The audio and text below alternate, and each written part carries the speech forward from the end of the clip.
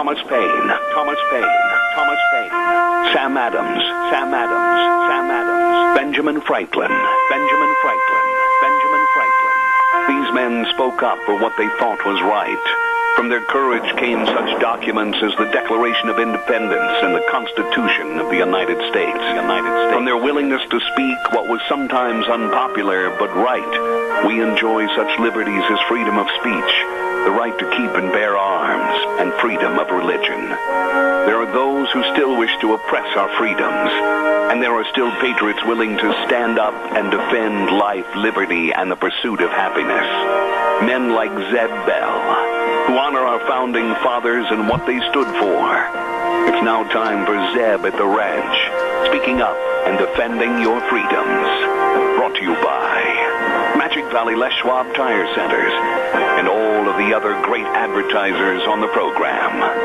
And now, Zeb Bell. Ray and Charlie were hiking in the forest when they came upon a giant grizzly bear. As the 7-foot-tall bear started growling at them, Ray took off his shoes and started putting on his sneakers. "What are you doing?" asked Charlie. "Why are you putting on your sneakers? You'll never outrun a bear." "Don't have to," replied Ray. "I just have to outrun you." Good morning, everybody. Here comes Kate Smith and God Bless America, followed by a Patriot with our Pledge of Allegiance. We're running a few seconds late. Good morning, good morning. Oh, good morning, good morning. Welcome to Zeb at the Ranch. I'm Zeb Bell with our major sponsor, your Magic Valley Les Schwab Tire Centers, all 7 locations serving you, along with some of our great advertisers. Western Way Services, always at your disposal. Call them at 734-6969. Right now, let's go to the phone line and have our Pledge of Allegiance. Good morning. Well, good morning, sir. You the man? Yeah, I figured I'd be the man this morning. I'll look forward to it. Go ahead. All right. I pledge allegiance to the flag of the United States of America and to the republic for which it stands, one nation, under God, indivisible, with liberty and justice for all. That's my itty-bitty buddy doing a great job. Thank you, my friend. And right now, let's go to the weather forecast brought to you by K&R Rental. Hello, Roger and the crew over at 256 South, 600 West of Hayburn. Open Monday through Friday, 7 to 5:30, Saturday, 7 to 6. And boy, would they like to see you come on in there because they've got all the tools and all the equipment, everything you need from forklifts to lawnmowers. And they've been in business since 1979, serving you. K&R Rental. Tell you more in a minute. Here's the weather forecast. Here's your weather forecast for this Thursday as we saddle up and ride again, and it's going to be a beautiful day. Sunny skies, high near 94. Winds out of the southeast, 6 to 8 miles an hour, becoming west-northwest by this afternoon. High of 94 for today. Tonight, clear skies with a low of 57. Tomorrow, sunny skies with a high near 94. Winds picking up out of the southwest, up to about 13 miles an hour. Gusts possible of 20-plus. For tomorrow night, looks like clear skies with a low of 60. And for Saturday, sunny skies with a high near 92. That is your weather for Zeb at the Ranch. Thank you, Gina, and brought to everybody by K&R Rental, 256 South, 600 West of Hayburn. And the number to call, 678-3122. They're a Honda engine dealer. They've got all the parts you might need for those wheel lines. K&R Rental. Merv May, come on in here. Let's sell some cattle. Are you ready? All right, hey, good set of steer calves there. Here to get all the 31, 1.5, 31, 1.5, and 32. Oh, that's the chant of, I think, the world's best auctioneer, Merv May. You can really understand where he's going with that chant. Does a great job. Burley Livestock Sale Yard, 1100 Occidental Avenue in Burley. Number to call for cattle consignments and sale information, 678-9411. Merv May, Cade Rogge, Lance Udy, the sale that works for you. Sale time today, 11 a.m. They've got a whole bunch of butcher cows coming on in there from P-Bar S Dairy, Acme Dairy, the TLK Dairy, and our friends over at the Oak Valley Dairy. 11 o'clock starting time, along with that great trailer line run. You bet there's going to be a lot of cattle there today at Burley Livestock Sale Yard, 1100 Occidental Avenue in Burley, 678-9411. Merv, sell those steers. All right, He gets the steer calves there here to get $31, 1.5, 31, 1.5, 32, 2.5, 3.5, 134, 4.5, 5.5, 135, 50, 135.5, $7.35. Zeb Bell gets bottom again. No, I don't mind that price at all. Morning. We got a lot of things to talk about this morning. And good morning to all of our friends over at the Minidoka County Fair. Those are the nicest people over there. And we urge you to attend. They've got all kinds of things going on for the rest of the week. Junior rodeo again tonight. And then they've got the open rodeo Friday and Saturday night. Man, they have fun. And they're good folks at your Minidoka County Fair. Let's see. I want to remind you, too, about our friends over at Ramsey Heating and Electric. All your heating, cooling, and electrical needs. All of it. Now, that's not brag. That's a fact. Including all your air conditioner filters to keep them clean so you stay cool. You stop in and check those out today at Ramsey Heating and Electric at 2600 Overland Avenue in Burley. They're open 7:30 to 5 Monday through Friday. Number to call ahead. They'll have your order waiting on the counter, 678-0459, where they provide warm winters and cool summers. Ramsey Heating and Electric, absolutely the best. You know, we're going to start talking here in a minute about, we knew it all the time. We knew all the time what was good for us, but then the so-called food researchers told us, oh, no, we know better than you. Well, now the great big science studies have proven they didn't know baloney. Stand by, and literally. Stand by, I'll tell you more about that in a minute. Right now, I want to remind you, Denny's Restaurant at 611 North Overland in Burley, and another location serving you at 291 Pole Line Road in Twin Falls. My, they've got all the greatest of menu items. I told you, I am hooked on those strawberry cream pancakes. Woo! Knock your Tony Lamas off. They are delicious. And, of course, all the breakfast menu. I love breakfast. I'm partial to it. That's my favorite meal of the day. And you can stop in anytime, all the time, and enjoy the great eating, the very nice people, at Denny's Restaurant, 611 North Overland and Burley, America's Diner, and the home of Zeb's Lunch Bunch. You stop in and see them today. Well, for years, you know, these so-called food scientists were saying, you better not eat steak. Not good for you. And then they said, you better not drink a beer. Oh, no, not good for you at all. And then they said, only have the egg whites, not the yolk. Remember that? And then they said, don't eat butter. Bad for you. Oh, coffee? Why, you can't drink coffee. And then they said, milk? Why, that's not even good for you at all. You better get away from milk. Well, the naysayers with some really great, well-known, prominent doctors have come out now and they've said, wait a minute, steak is good for you on occasions during the week. 1 or 2 beers for men, good for you on a daily basis. Women, 1 beer a day. Oh, and the whole egg with the yolk is better for you. Oh, and they said, 2, butter, way better than margarine. I knew that for a long time. Coffee prevents cancer. Now, they have done studies on this, and it's came back many times, different studies. There are certain aspects and ingredients, if you will, in coffee that prevent cancer. And whole milk is just great for you and your bones and body. Well, there you go. Sit down and enjoy eating like we should have, could have, and all probably we're doing for many years. I know I didn't change because of these idiot reports. Now we're healthy all over again, and we never changed a thing. Calls are welcome, 436-2244, 1-866-927-4587. By the way, too, our thanks go out to many of the merchants involved in welcoming you to the Cassia County Fair coming up in a couple of weeks. And they include Pickett Equipment Company at 976 East Main in Burley. Oh, boy, have they got equipment that they started way back in the mid-'70s. The best of bean equipment, etc. You get a hold of them today. Steve and the whole crew at Pickett Equipment Company, 678-2855 for all your harvesting needs. Pickett Equipment Company. Along with the Goodie Shop at 133 East Main in Burley. Oh, when I say Goodie Shop, I'm talking goodies. Woo, boy, they've got great cookies and sandwiches and brownies.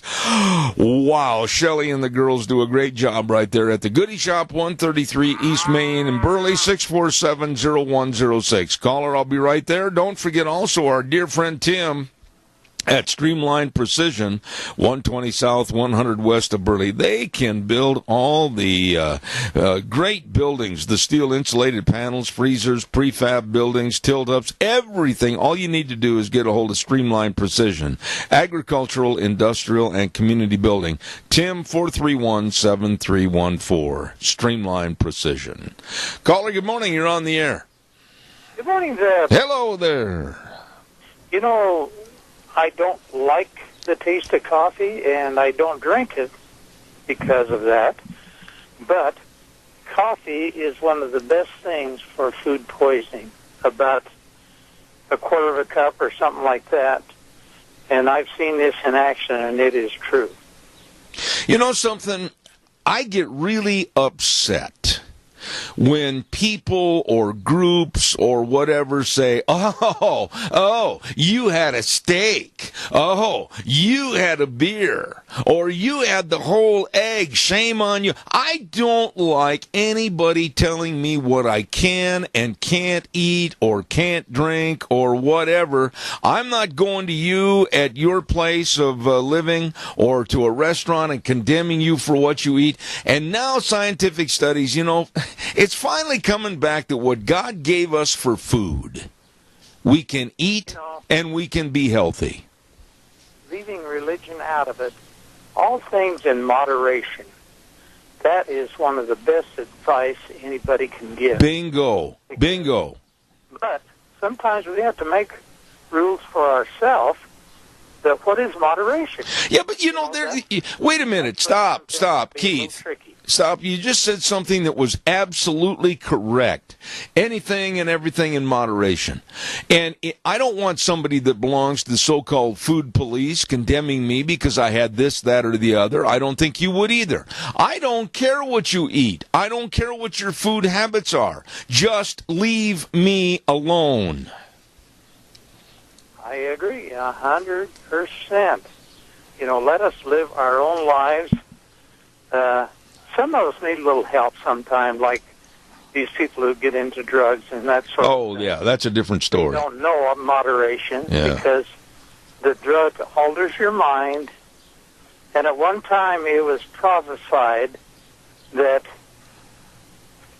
the Satan would eventually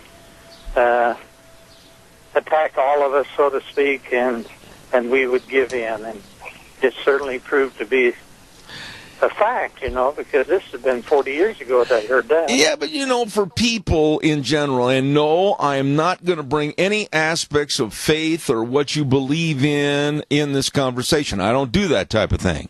All I'm saying is that we knew for a long time that steak was good for you. We knew that the whole egg with the yolk was good for you. We knew that butter was better than margarine. And all of these things. But the whole point remains of this. It's not my duty to tell Keith Cottom what to eat, nor will I expect you to try to tell me what to eat. Leave me alone. You know, my favorite uncle, who is passed on now, but he loved steak. He was a rancher, and he loved his steak. And the more fat that was on there, the better he liked it. Yeah. And he just told the doctors, I'm not going to quit doing this. Absolutely. This is what I enjoy. And eventually his heart did give out. But, again, moderation. There you go. That's the key to the conversation. Keith, thank you for your call. As always, we had a good conversation. Thank you very much. You bet. All right, buddy. Calls are welcome, 436-2244, 1-866-927-4587. Oh, my. You know, we just need to just enjoy what God has given us. And I am. I am. I'm eating everything in moderation. I've lost a lot of weight. And that's not to say that I couldn't lose a little bit more, but my exercise program, I'll match my exercise program with anybody's on a daily basis. I'm serious about that. Great eating, moderation, exercise, great life. Burley Physical Therapy and Rehabilitation, 1263 Bennett Avenue, Suite 2 in Burley. They can help you enjoy your life more because maybe you're trying to come back from a surgery or an accident or a broken arm, broken leg, sprain, strain, whatever it might be. They can help you get back to being you. We're going to talk to Nick Greenwell a little bit later on this morning. And they offer great physical therapists there that know all the exercises. They've got the only pool of its kind, the hydrotherapy pool right there. Ho, ho, ho. Do I swear by that pool? It helped me a bunch. And all you have to do is call and make an appointment, 678-1191. Burley Physical Therapy and Rehabilitation, and they're located at 1263 Bennett Avenue, Suite 2 in Burley. Really nice people. In just a moment, we're going to talk about immigration. And I'm drawing a line in the sand here this morning, folks. There's going to be those in the audience that aren't going to like what I say. Fine. And there's going to be those that agree with me. Fine. But I'm not going to back up and weaken or change my stance. So stay tuned. We'll have that on in just a moment. Want to also thank our dear friends with Autumn Haven Assisted Living Center at 924 Christian Way in Rupert. Now, the number to call, 436-3200. They are the only locally owned and operated assisted living facility in the Mini-Cassia area. And they make every effort to make Autumn Haven the best place. That's right. They invite you to come by, visit the facility, and just see how your loved one would absolutely enjoy living there. If they need that little extra help every day. Autumn Haven Assisted Living Center at 924 Christian Way in Rupert. Again, that number, 436-3200. They're small compared to some, but with a bigger heart than most. Really nice people. You probably have heard about all the hubbub yesterday with some of the statements that were made about the new immigration plan that Trump is planning. You know, and quite frankly, let's just lay the cards on the table face up. Frosty Woldridge will be back on this program again in the fall, and I'm sure we'll reiterate some of our points. But we have said on this program for a long, long time that, hey, we've got to have some curbing of the people coming to this country. We can't absorb everybody. We are not a sponge. We don't have environmentally all the places, the water, the food. Economically, we can't afford it. Hey, there's got to be some restrictions. Well, the Trump administration also came out and said there has to be restrictions with the RAISE Act.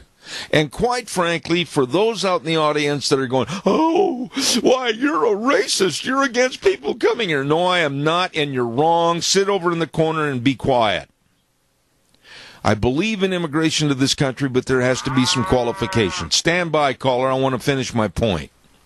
Number one, you want to come here. I hope you have skills that will be applied and used to help make America and you and your family self-sufficient. And number two, I hope you can speak English. Because quite frankly, I think there needs to be a major push right now in this country to bring English back to the forefront. I am sick and tired of all the division in this country and all the money that we have to pay for interpreters and everything else. You want to come here? Learn the language. Sit down. Study every day. 2, 3, 4, 5, 8 hours a day. I don't care. Well, the left has gone crazy over this. Absolutely nuts. Oh, you're being so selective. Yes, I am. I agree with Trump's administration 1,000%. Caller, good morning. You're on the air. Good morning, caller. You're on the air. Oh, good morning, Zed. What's going on in Venezuela? I go along with Trump and what he's saying, trying to end this invasion of our country. what's happening down in Venezuela is going to happen all over South America and to Mexico, and before we know what happens, we're going to have an invasion of millions and millions of people into this country, which we cannot afford to take care of. Tony, did you hear that story about in New York State? Some of the members of MS-13, these are terrible killers. Some of the students were expelled from school, and now the Trump administration, through ICE and other groups, have found out who these guys are, and they have deported them back to El Salvador.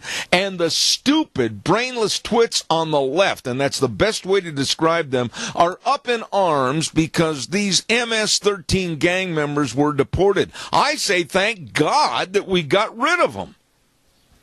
Well, these people that are so enthralled about these MS-13s, I think we ought to transplant them into their neighborhoods to find out what life was really about. I wouldn't wish that on anybody. I'm serious. I would not wish that on anybody. From my studies about this gang and what they have done, and many of you have seen the reports and studies on television, various networks, MS-13 is so dangerous, so deadly. And to think that the liberal left, these kooks and crackpots that call themselves Democrats and liberals, would befriend this move by MS-13 to be here is absolutely insane.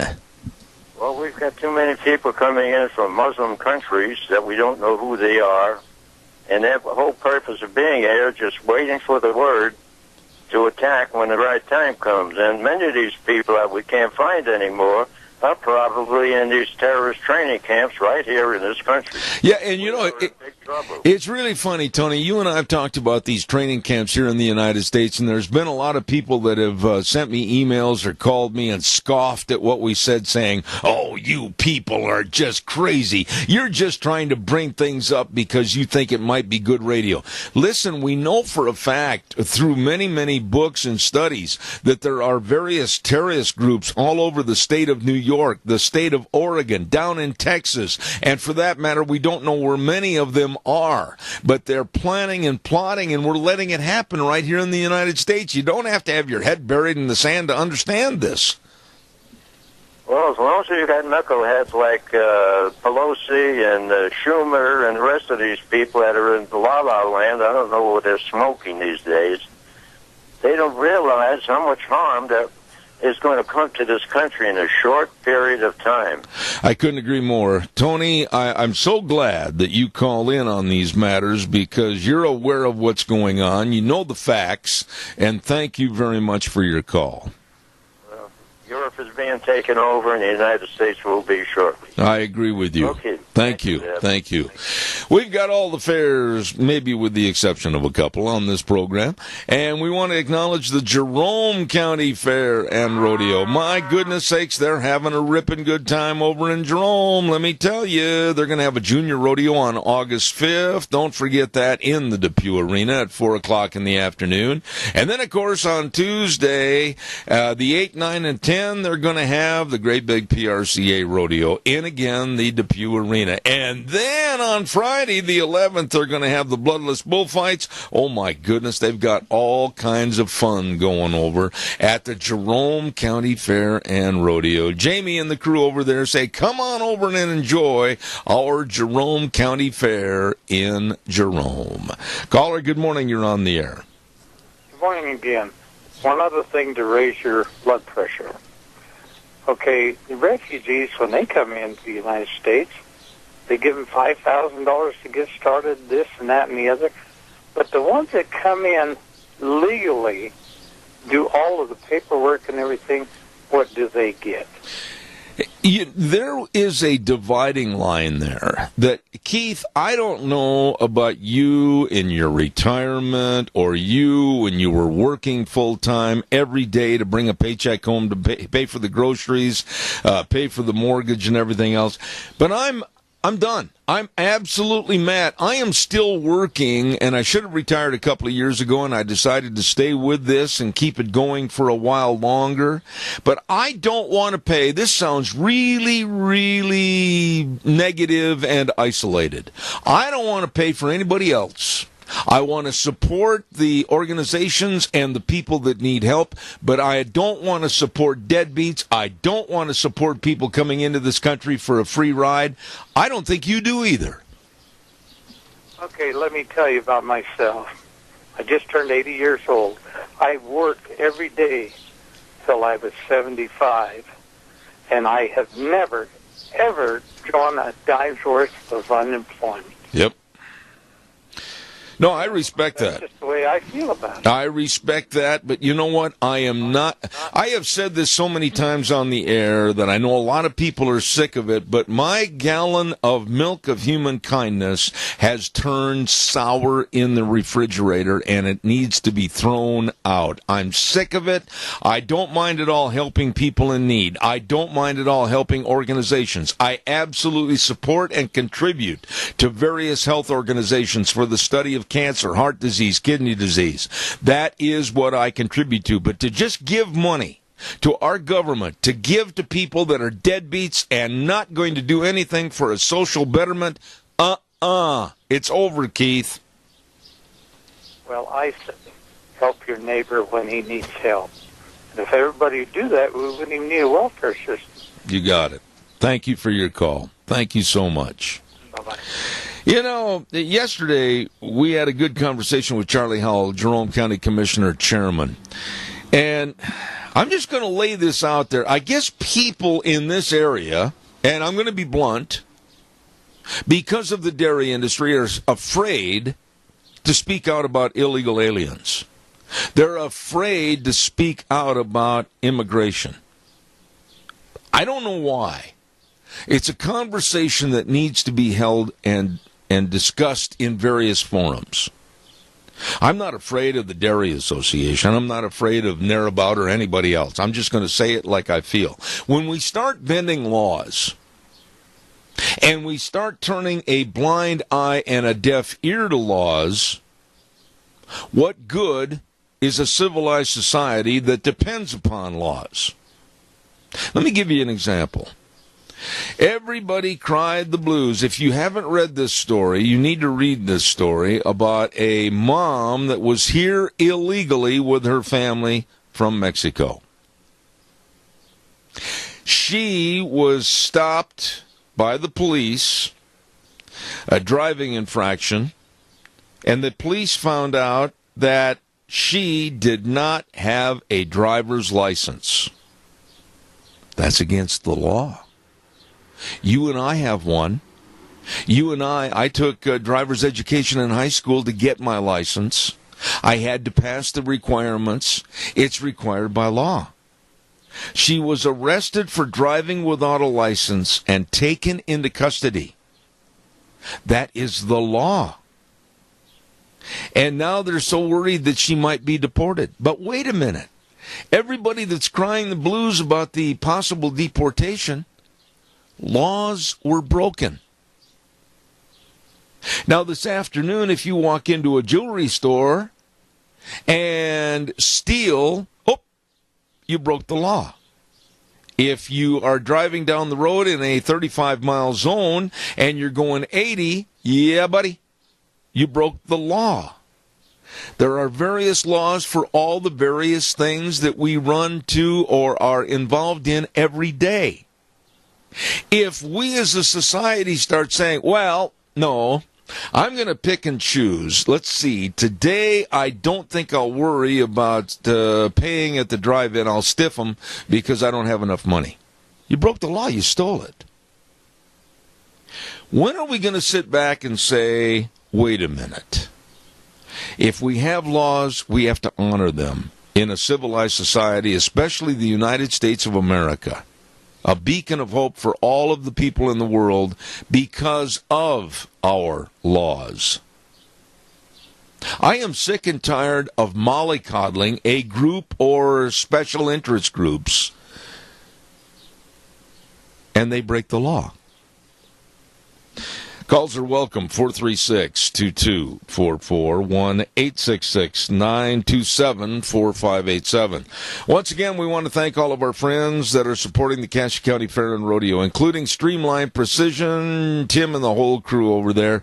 They can build your steel buildings, agricultural, industrial, and community. They can do it all. And believe me, they've got the knowledge to get the job done right. Streamline Precision, 120 South, 100 West of Burley. Burley Veterinary Hospital. Hello, folks. How are you? 2869 Overland and Burley. And they want everybody to have a great fair season. And good luck to all the 4-H'ers in the FFA. And don't forget, they support the Cassia County Fair and Rodeo, along with Perkins Bakery and Restaurant. Hello over there at Perkins, 800 North Overland and Burley. And, boy, easy in, easy out, and believe me, the food delicious. You just get on over there. Great lunch, breakfast, or dinner menus, and desserts. Woo-hoo, good. Perkins Bakery and Restaurant. All right, calls are welcome, 436-2244, 1-866-927-4587. Give me a call. You know, we're not going to shy away from various things on this program. I'm not going to shy away from talking about illegal immigration. I'm not going to talk or shy away from various subjects. Why should we? They're affecting this country. Give me a call, please. Here's something that's really nice to think about in the morning hours when you get up. California now has a new kind of illegal immigrant. You know what it is? It's raw sewage drifting up from Mexico north onto the California beaches. Ooh, yuck. Seriously. Border agents, what did you say, John? Oh, okay. Thank you, Deanne. Border agents patrolling the beaches in California say the polluted waters have caused very strange skin rashes. Oh, man, this is the kind of story that just makes you want to just close your eyes and go, yuck. Yep, here it goes. One of the border agents likened the tainted water to a chemical weapons attack. Now listen to this. The contamination has forced the Navy SEALs down in San Diego, who undergo arduous training near San Diego, to alter their activities as well. Mexican officials have acknowledged at least 2 recent sewage spills. No, that's a great story. Come on in, the water's not fine.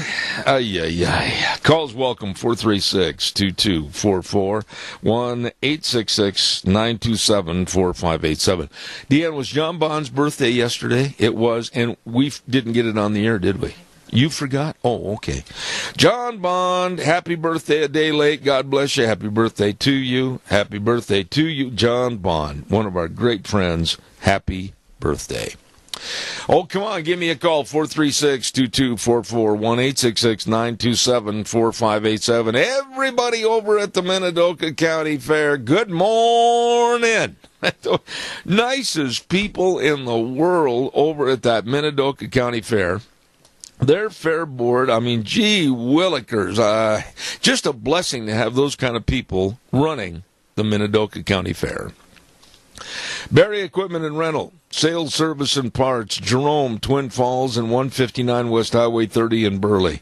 You know, they've got all the Bobcat excavators, and I know some of my neighbors heard me on the radio saying that I was going to get a Bobcat, and I had a bunch of cleanup and fix-up stuff around here with my arena and everything else, and they're going, oh, don't do it. You're going to be a hazard to the whole neighborhood. No, I'm going to be careful. And besides that, they give you lessons on how to run this stuff right in that big sandbox out behind the location at 159 West Highway 30. They've got all the new and used excavators for sale, all shapes and sizes, all the equipment rentals and retail equipment sales. They have all the equipment to get the job done right. Barry Equipment and Rental, South Lincoln and Jerome, Addison Avenue West and Twin, and and 159 West Highway 30 in Burley. You stop in and see those folks today. Barry Equipment and Rental. Okay. I said something else on the air the other day, and I really, really maintain this is the truth. I said, do not buy. Some people got their ire up about this, but I'm going to stand behind it. I said, do not buy electric cars, electric vehicles, the EVs. Yesterday, my opinion was solidified by Lauren Fix. This lady knows more about cars than anybody I've ever talked to in my life. She's known as the car coach internationally. She's really sharp, and she agreed with me. Absolutely the worst purchase in the world, an electric vehicle. Now that I've rekindled the fire and everybody's mad, that's good. Good morning, caller. You're on the air. Good morning, Deb. Quick question before I get on the road. Speaking of fire, where is the hazy coming from this morning?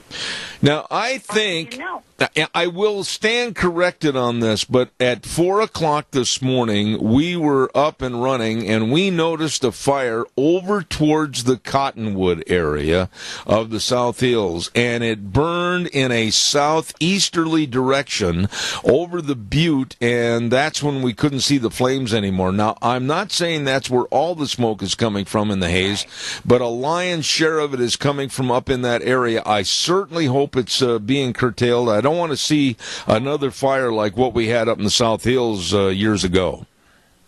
I know, that's true. I just didn't know. I hadn't tuned in until I got out to my car, and so I just didn't know if you said anything. Does this smoke really bother your eyes and everything like it does mine? Man alive, this morning I'm having a hard time. My eyes burn, and I just feel like I can't get a decent breath of fresh air. It's kind of smoky and hazy out there. It is, and yes, and I felt like somebody was sitting on my chest yesterday and thought, man, I don't feel sick. When somebody in her office said it's the smoke, and I went, oh, yeah. Well, I'll tell you what, I've got to agree with you 100% because yesterday with the warm temperatures and then the haze and the smoke and the, quite frankly, garbage in the air, I had some meetings yesterday and a meeting last night over in Rupert, and I came home and I sat on my back porch for a few minutes and I said, nuts to this. I went in and got in my lazy boy. It was just ugly out there. I hear you. Well, hey, I'm about to get on Highway 30, and just a word to the wise, please don't get on your phone if you don't have to. Amen. There's been nasty accidents, and you can stay off your phone and listen to Zeb do it and call him when you get to where you're going. So. I appreciate that. I didn't even have to pay you for that plug. Thank you, my dear. Have a wonderful day. Thank you. Bye. I love that. Oh, my goodness. Calls are welcome. 436-2244, 1-866-927-4587. In a couple of minutes, I want to tell you what's going on with these prima donnas that are in our colleges, these young punks that expect everything given to them, and if they don't like something, they demand that it be taken down, etc. I want to talk to you a little bit about Southern Methodist University and the flag.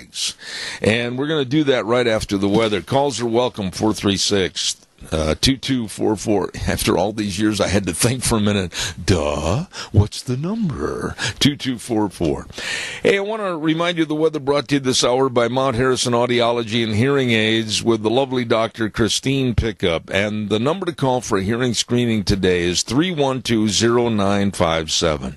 You need to take care of your hearing health care. And she, Dr. Pickup, has all the tools and techniques to help you and your loved ones. Don't forget, Mount Harrison Audiology is committed to serving each patient with the best of hearing health care. You give them a call for an appointment today for a hearing screening, 312-0957. Here's Gina with the weather.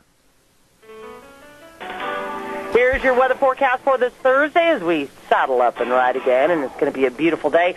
Sunny skies, high near 94. Winds out of the southeast, 6 to 8 miles an hour, becoming west-northwest by this afternoon. High of 94 for today. Tonight, clear skies with a low of 57. Tomorrow, sunny skies with a high near 94. Winds picking up out of the southwest, up to about 13 miles an hour, gusts possible of 20-plus.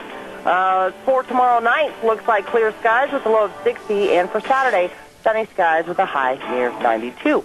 That is your weather for Deb at the Ranch. Thank you, Gina, and we appreciate everything you do over there with the weather. And we're talking about Mount Harrison Audiology and Hearing Aids, the only locally owned and independent hearing healthcare practice in southern Idaho. Call for a hearing screening appointment today, 312-0957. I want to tell you, too, about, I've been mentioning the Minidoka County Fair. Wonderful people, all kinds of fun things going on. Let me get my list over here right now for this morning. And today, Thursday, the Junior Rodeo starts at 7. And then don't forget tomorrow night and Saturday night at 7:30. I believe they're going to be starting the open rodeo with wild cow riding and the Grandma Queen contest. And, oh, my goodness, special traveling trophy to the winner of the saddle bronc riding, the Dick Seal family. Thank you, thank you. It is a wonderful event. Everybody get over to your Minidoka County Fair and Rodeo. I love their theme this year, Country Pride Countywide. There you go at the Minidoka County Fair. All right, your turn. Give me a call, 436-2244, 1-866-927-4587. What happened at Southern Methodist University, and I just get irate when I hear about this, the Young Americans for Freedom, great group of kids, college students, for years since 9/11, they had a 9/11 memorial set up on the Dallas Hall lawn every year, where they put up over 3,000 flags, 3,000 flags, to honor the people that died during 9/11 with the heinous attack by the Muslim terrorists. But now they have been told that they had to move their display. And why? Well, here we go. All of a sudden, our United States flag, because of the liberal loony mindset, has been said that it gives messages and triggering devices to people that don't like our flag, and that might provide to them to be harmful or harassing or embarrassing. I got to watch what I say. I've got to be really careful here. I absolutely dare anybody in this area to go to a group. I dare anybody to come to, let's say, for instance, Lunch Munch, where we have a gathering monthly of about 50 to 70 people.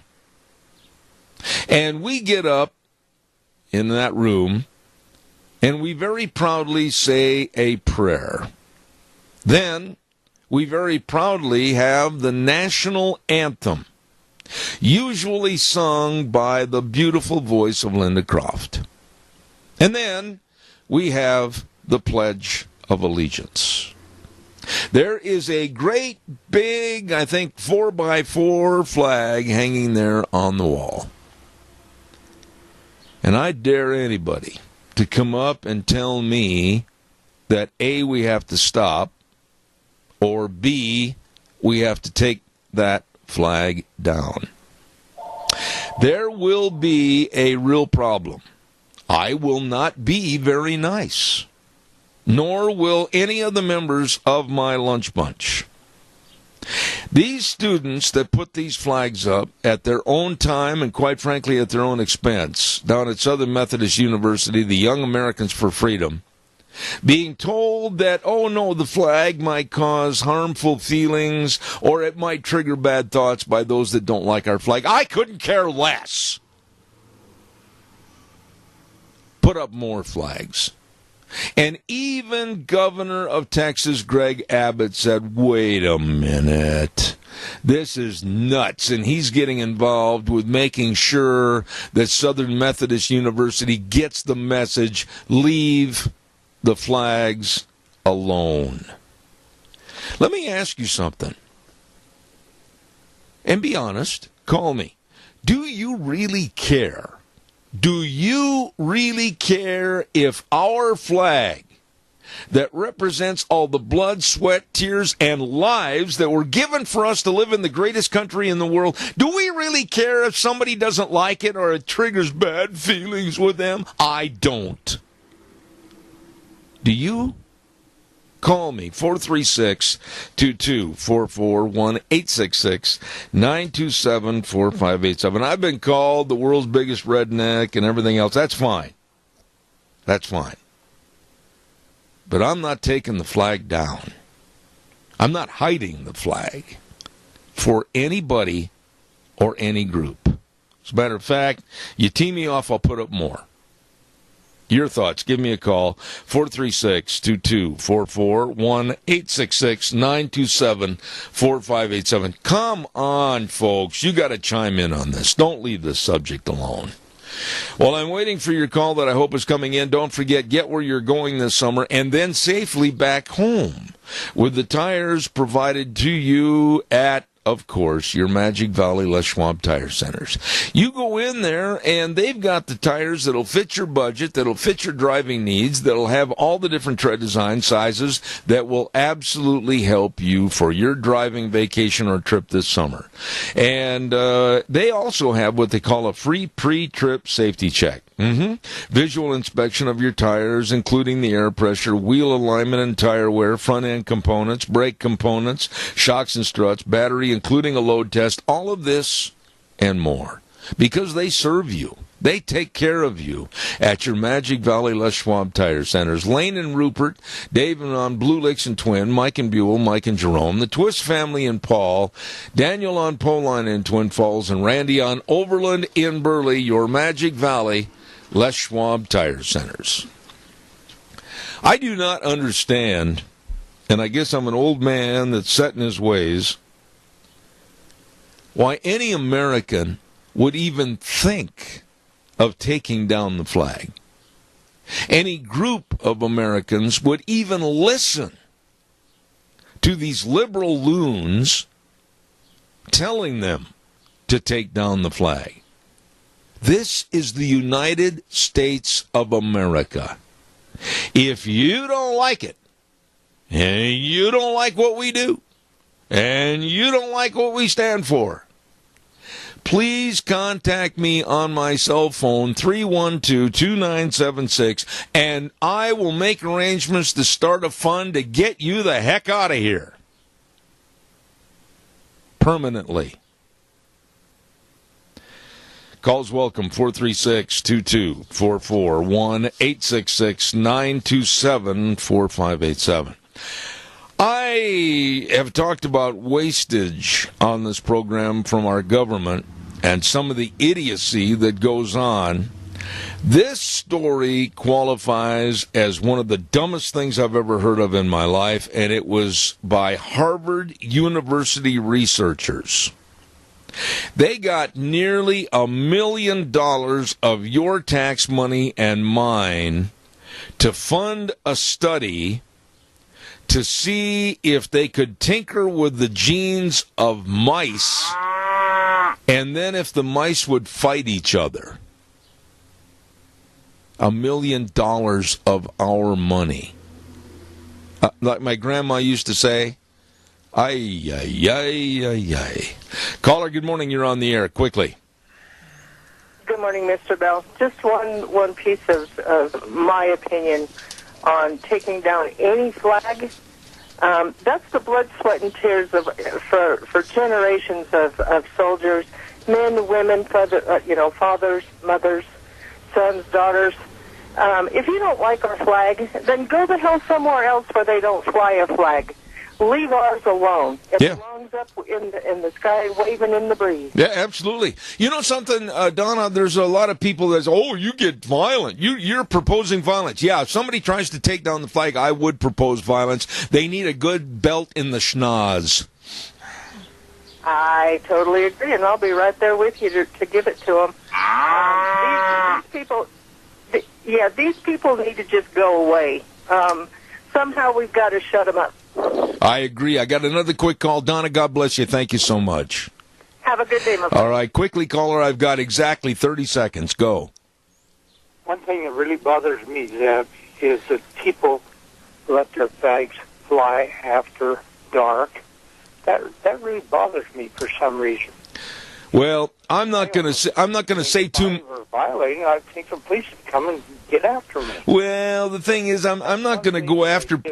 Really respect is put the flag up when you're supposed to and take it down. I will agree with that. But as far as flying the flag, I commend them for at least having the initiative to get it flown. Thank you. Keith, I am late. I'd like to talk more about this, but I've got to get to the news. Thank you, my friend. Thank you. No, I'm never going to be told I can't fly the flag. I'm never going to be told that it might cause a triggering in somebody's mind. Well, evidently they don't have a mind. We're going to take a little break. Wheels is going to run us over to CBS News and be back in about 6 minutes. You have a great day.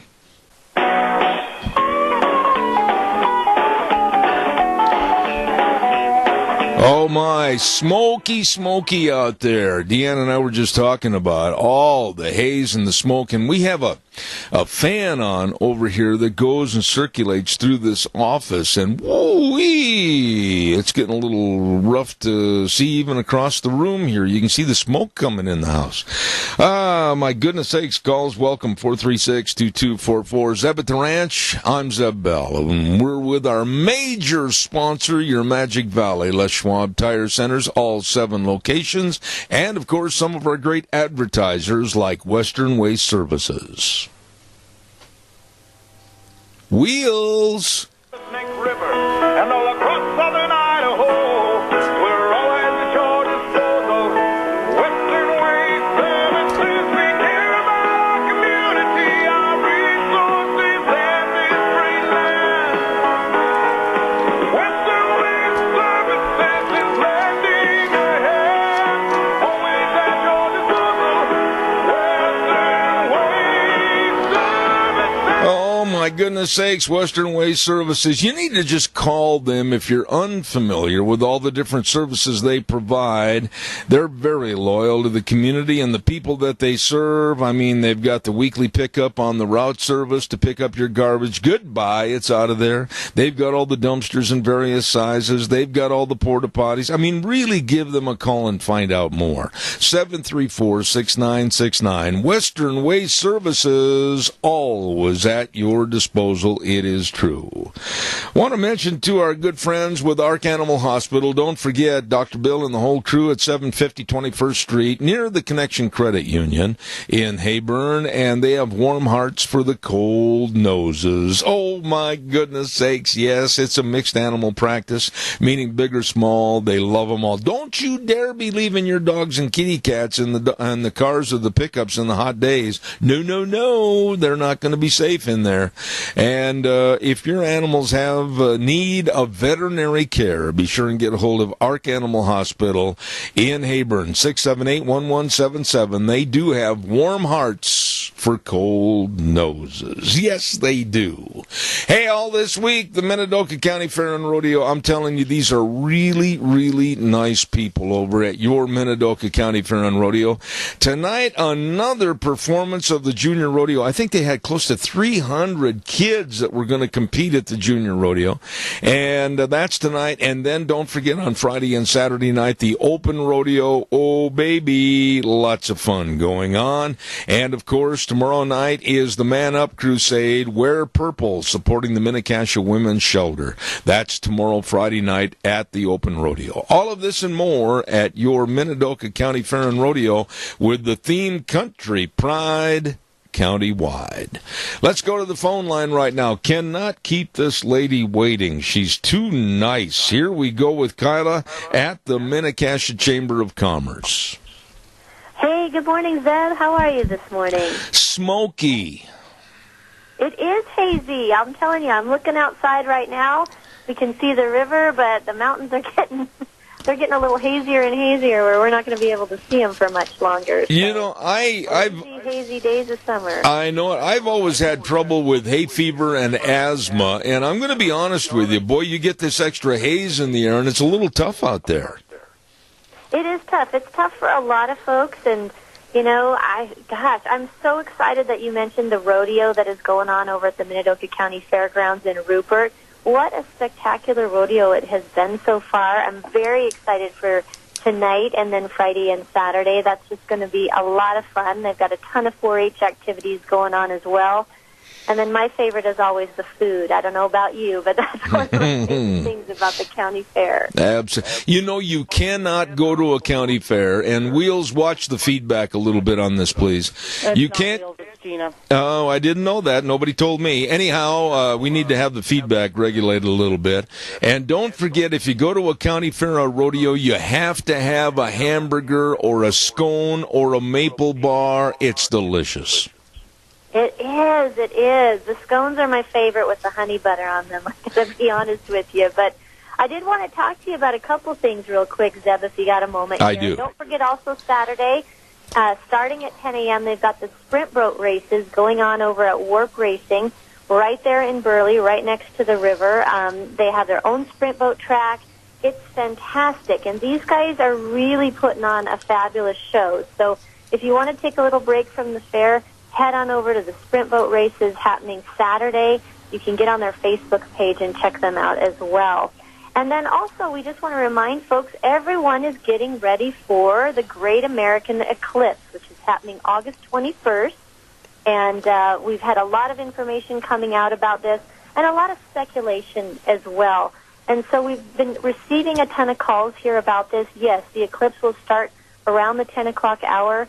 We are expected, because we are in that area, that is going to be able to see, hopefully, not on a day like this, but on a clear day, be able to have a really great view of the eclipse. And we are expecting thousands of people to be coming, especially to the Idaho Falls, the Blackfoot area, heading on over into the Teton area. And this area as well, we've had a lot of reports that hotel rooms are sold out, that bed and breakfasts are sold out. So people are coming from all over the world to see the eclipse. So we really want to encourage people locally, if you're not going anywhere for the eclipse, because we're right here, to just think about a few things. And that would be to, make sure you're stocked up in case there is extra traffic, and also that you have a tank full of gas, and that you do go ahead and get those eclipse glasses. We have sold out twice now here at the Visitor Center, and we're getting another shipment in here shortly. So just some things to keep in mind, and obviously businesses too, just to kind of gear up that there could be a lot more people in town.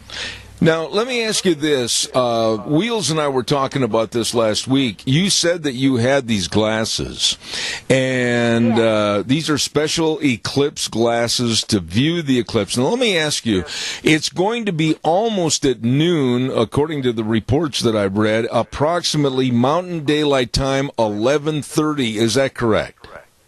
Yes, it's around that time. So it's not something that will last in like 2 minutes. It's going to last for several minutes, because it's, from our vantage point here, we should see almost 97% coverage or something along those lines. So basically it will look like the, moon goes over the sun. It will get dark, and then it will slowly come off. So yeah, it's going to be very exciting. You can probably get on and Google Great American Eclipse to get the exact time frame.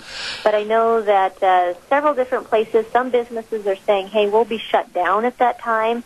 Others are saying we will not be open at all that day. Really? Others are saying, nope, it's business as usual. So I don't know if they're just going to let their employees go out and take a look at it or what their policies are. But these are some things you should be aware of, so that if you're out and about, you're like, oh, that makes sense why maybe they're closed for the morning, but they'll be open up in the afternoon. Well, now let me ask you also this, Kyla. I have heard reports, and I've talked to various people in various cities in Idaho Falls, Pocatello, and even Boise. And I've heard reports that our population might swell that day with people coming in from out of state. Some people have said close to 1 million. Others have said 500,000. You being with the chamber, you would know what really are the predictions on people coming in here. Well, I would say you're right, spot on, Zeb, actually. The truth is we're not going to know until we get a little closer to it. But based on the fact that we have all these hotel rooms that are already sold out, based on the fact that we're telling people, hey, you should probably have, if you're traveling, enough for 3 days in your car just in case you got stuck or just in case. I don't want to make it seem apocalyptic, because I think that we're smart people and that those people are going to be stocked up and know they should have a full tank of gas. We've been telling people, if you've ever been in big metropolitan areas or areas where it's a big, huge holiday weekend, you know what it's like. You're going to have more traffic. You're going to have more people in the grocery stores, more people eating in your restaurants, Right. etc., and you need to be prepared for that. So honestly, until it happens, I can't predict that, but I can tell you that just based on, what we're seeing for our hotels and all that kind of stuff, that, yeah, people are coming to the area just for this, and it's going to be really exciting. So just kind of plan ahead. Make sure that, you've got food, that you've got your stuff, and your car is fully gassed, and then that way you should be fine, and you'll be able to enjoy the eclipse, and then just expect that there could be higher, heavier traffic on the interstate as well as other areas because people will be in town to view this. What we ought to do, Kyla, and I'm going a little long on this segment on purpose because I want to get some of this information out. What we need to do is schedule, now that's going to be on Monday, August 21st, and what we need to do is schedule you, if possible, to come on the last segment of my program that day leading up to 11 o'clock and kind of give us an overview as to what's happening, who's here, what's taking place, and all that kind of stuff. That would be great, Zeb. That would be great. I think the biggest thing is just a lot of us right now, I've talked to people, and they're like, yeah, I'm aware there's an eclipse, and yeah, I'm working that day, or, whatever else is going on in their lives. But the truth is, it's a pretty neat event, and we just want everybody to be prepared, as if I were saying, there's a huge snowstorm coming, or there's something else. Yeah. We just want you to be prepared. Well, one of the questions... There should be higher traffic, and expect that, yeah, the hotel rooms are booked. Yeah. So if you were planning on having a reunion or something, you might want to make some other arrangements. And the other thing, too, we're seeing is porta potties and other facilities are booked completely for that day. So you might want to check ahead of time. One of the questions that I've had from numerous people over the last couple of weeks is how, and I know this is a hard question to answer, but how dark will it be and potentially for how long? Oh, that's a great question, and I'm trying to pull up the time exactly right now so that we can, see. We are listed in one of the best places to view, so again, that is why that we are seeing so much. So right now they're saying that, the Snake River Valley area, so that's really more Idaho Falls, Blackfoot, that neck of the woods, right, is that the duration will be of totality like about 2 minutes and 18 seconds. Wow. So that's really where we're seeing just lots of people are obviously really trying to make their way there. Casper, Wyoming is another one. And as it goes across the country, which is why it's called the Great American Eclipse, there's some places where they're going to have an even longer length of time, like Georgia and South Carolina, etc. So it will go dark because it's a total eclipse. So a total solar eclipse means that the moon is going to go completely over in front of the sun, and then it will slowly pull off of it. And so it'll be a really, really neat event. And again, they're just encouraging everyone to have the protective eyewear. You don't want to look at the sun ever. That's not a smart thing to do. We don't want anybody to be damaged from this. But as it slowly starts to go across the sun, that's going to take a longer duration of time. The totality numbers I just gave you are just the total amount of time that it would be, that ball of black over the sun, if that makes sense. Now, I know we've taken a little longer time, but quickly, I'll give you about 2 more minutes, Kyla. What else is happening? We don't want to talk all about the eclipse. There's other events that you need to highlight real fast. Sure, and that was the sprint boat races. I mentioned those on Saturday. And then I would just really encourage folks to get out to the Minidoka County Fair, support these fairs. Go eat the food, soak it all in. If you're a visitor to our area, this is hometown at its finest, and I'm just super excited. Super excited for Saturday. Wear purple, as you mentioned earlier, because that's Man Up, and that's going to be a lot of fun. And then the open rodeo Friday and Saturday, and they've got the stock sale also starting Saturday morning.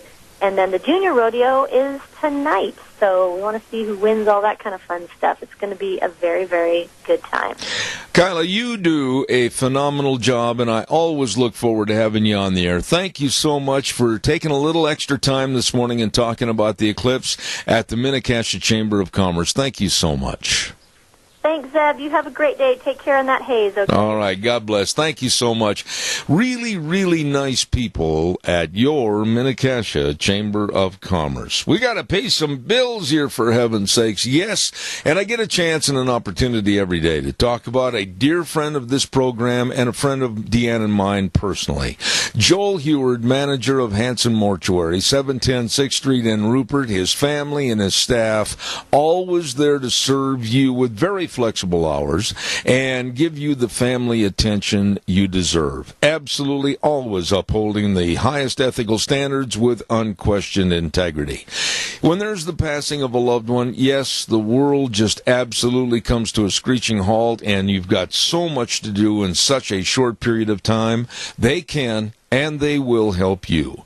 Hanson Mortuary at 710 6th Street in Rupert. The number to call, 436-5636. That number again, 436-5636. Hanson Mortuary, serving you and your family.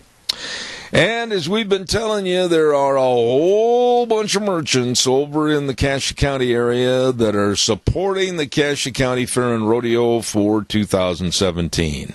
And they include Bedkey Treasure Barn. This is quite a place at 1558 Normal Avenue in Burley.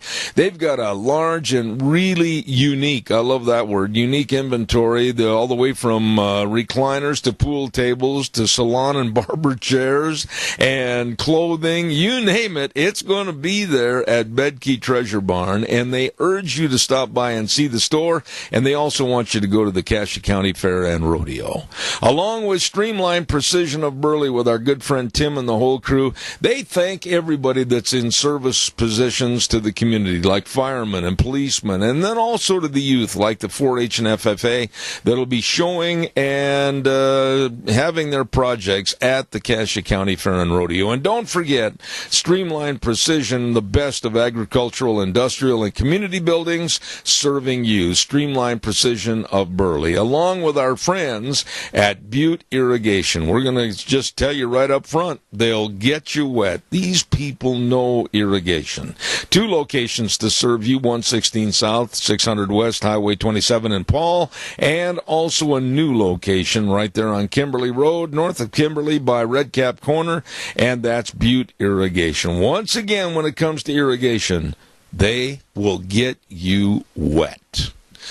Holy cow, we got a lot of things. We got time for some phone calls, too, for the remainder of this little segment. Give me a jingle on the landline, 436-2244, 1-866-927-4587. I took the time and the effort to find some letters that were sent to various situations regarding illegal aliens coming into this country, different newspapers, etc. Here is a letter from a Rick Dale out of Bryan, Texas, and I'm just going to give you some of the highlights of these letters. And he said, Congress should be exposed to the hazards common to all Americans until they see the need to protect the public from illegal immigrants or immigrant terrorists. Here's a letter from Cookeville, Tennessee. The voters, the taxpayers, are the employers of the elected officials in the sanctuary cities. The elected are the employees. Welfare and unemployment should last only 13 weeks, not a lifetime. Here's another letter from Louis Granada of Ocala, Florida, and he says, the United States is and always should remain a Judeo-Christian nation. Sharia law has no place here in the United States. And on to Philadelphia, Pennsylvania. Millie Norton wrote this letter, very short. Sanctuary cities are breaking the law. Illegals should be deported.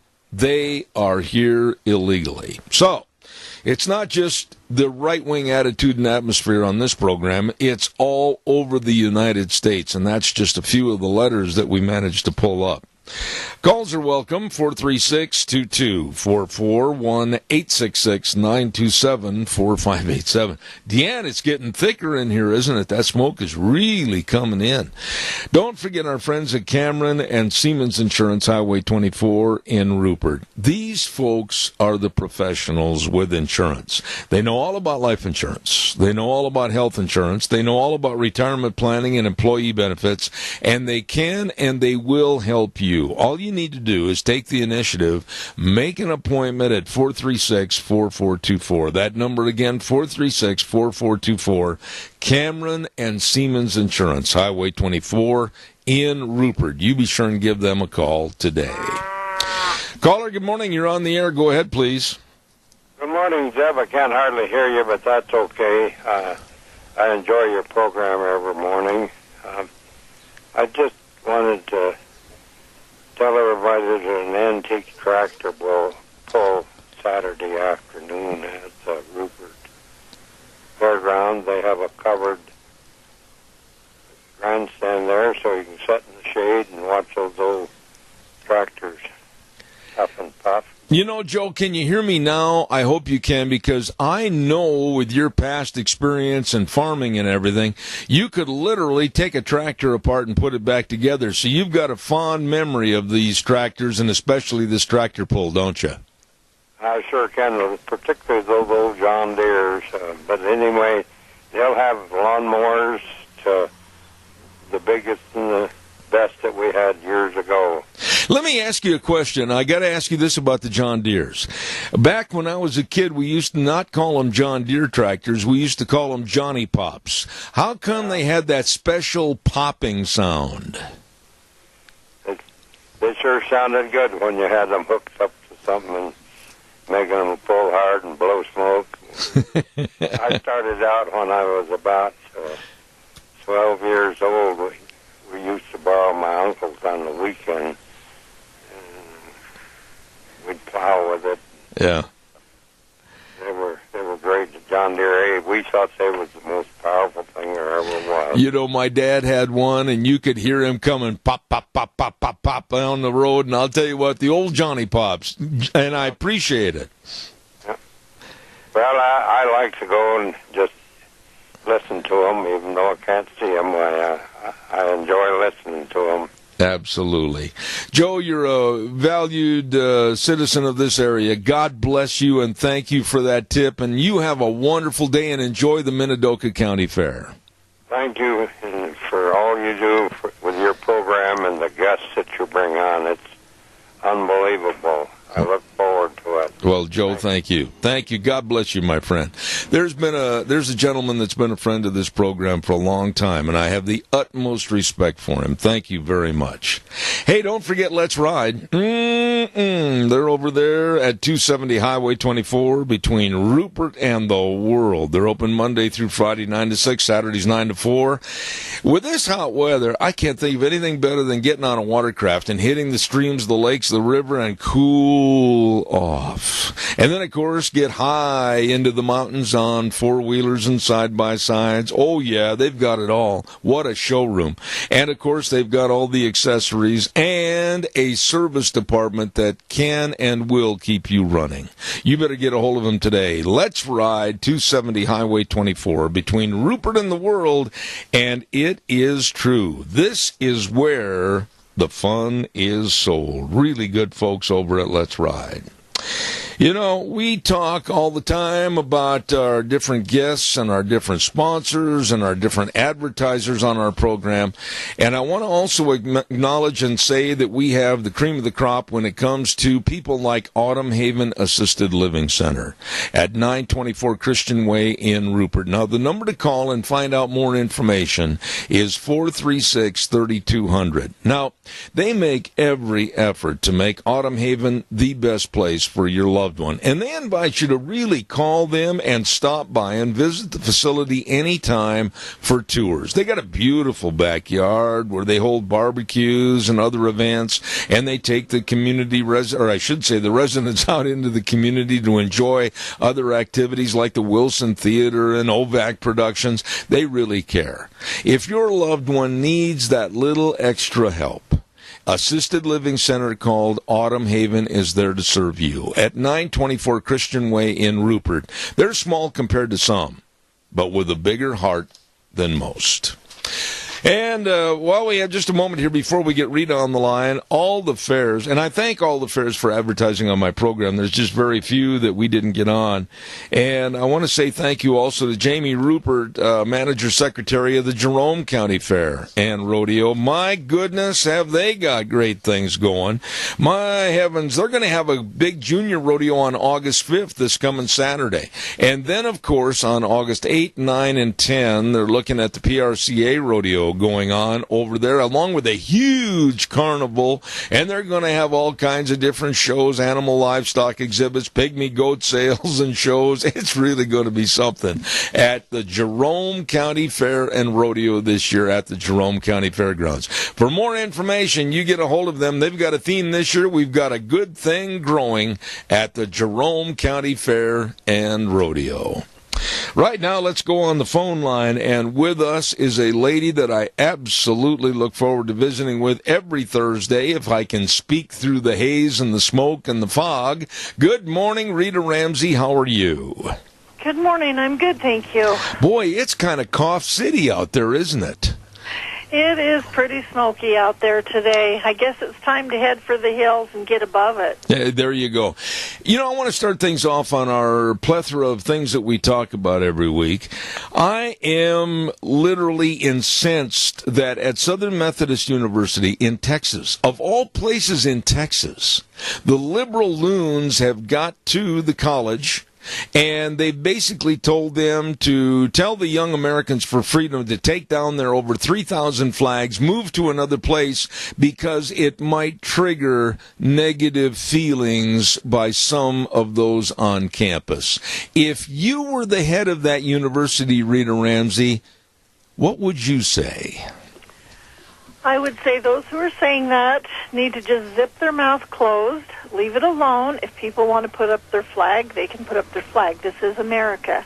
It doesn't mean that we have to fly a flag for every country where there's a student from, but if those students want to fly their flag at their apartment and it's okay with whoever they rent from, that's fine too. But to start saying we can't put up the flag because it's going to make somebody uncomfortable or whatever, let's just get used to it. You're in America. Rita, you know this is true when I say this, but we have developed an attitude in this country over the last 8 years with Obama to where we cater more to people's feelings from other countries and other ethnicities more than we do to the people that are citizens and taxpayers of the United States. Why? Well, because nobody has put their foot down and said, you know what, we're just not going to do this anymore. We're going to treat everybody equal, and people in America are the ones who are here first, and not that we're going to discriminate against the others of you, but you're just not going to be the first ones up.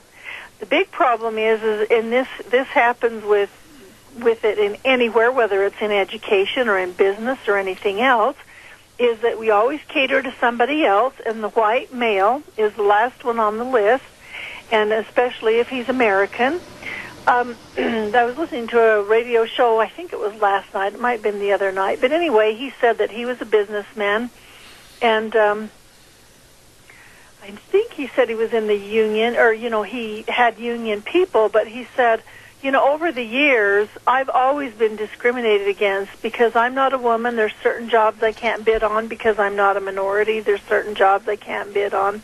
He said, we always end up taking it in the very, very back. And he said, surprisingly enough, we've, been in business for years and years and years. But he said, we look at stuff like this, and anytime government contracts come up for bid, he said, it's amazing the loopholes that we have to go through.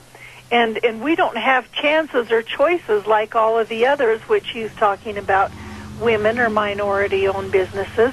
Well, it's the same way in education. A lady had called in and she said, our son is really, really smart. He goes to college. He's got a really good grade average, but he said there's lots of opportunities for different types of classes that he's wanted to be able to take, and he can't because he's not a minority or a woman. Yeah. And so they just kind of keep pushing everybody back. One of these days, excuse me, we're going to have to stand up and say, this is not going to happen anymore. We're not going to tolerate it.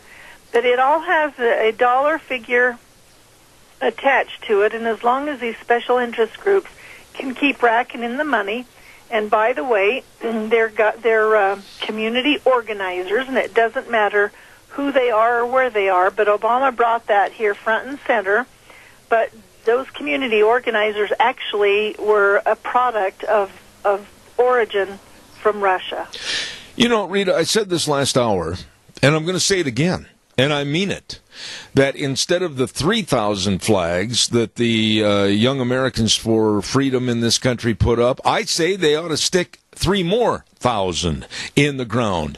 And I absolutely applaud them, because I don't care if somebody's offended by our American flag. I don't care if it gives them a triggering of bad feelings, because like I said last hour, call me on my cell phone, 312-2976. I will help come up with the money to get you out of here. Well, that's just it. If you're offended by the American flag, go someplace else. We don't really care. But America's where you're at, and this is the flag that you're going to see, and this is the one that we're going to fly.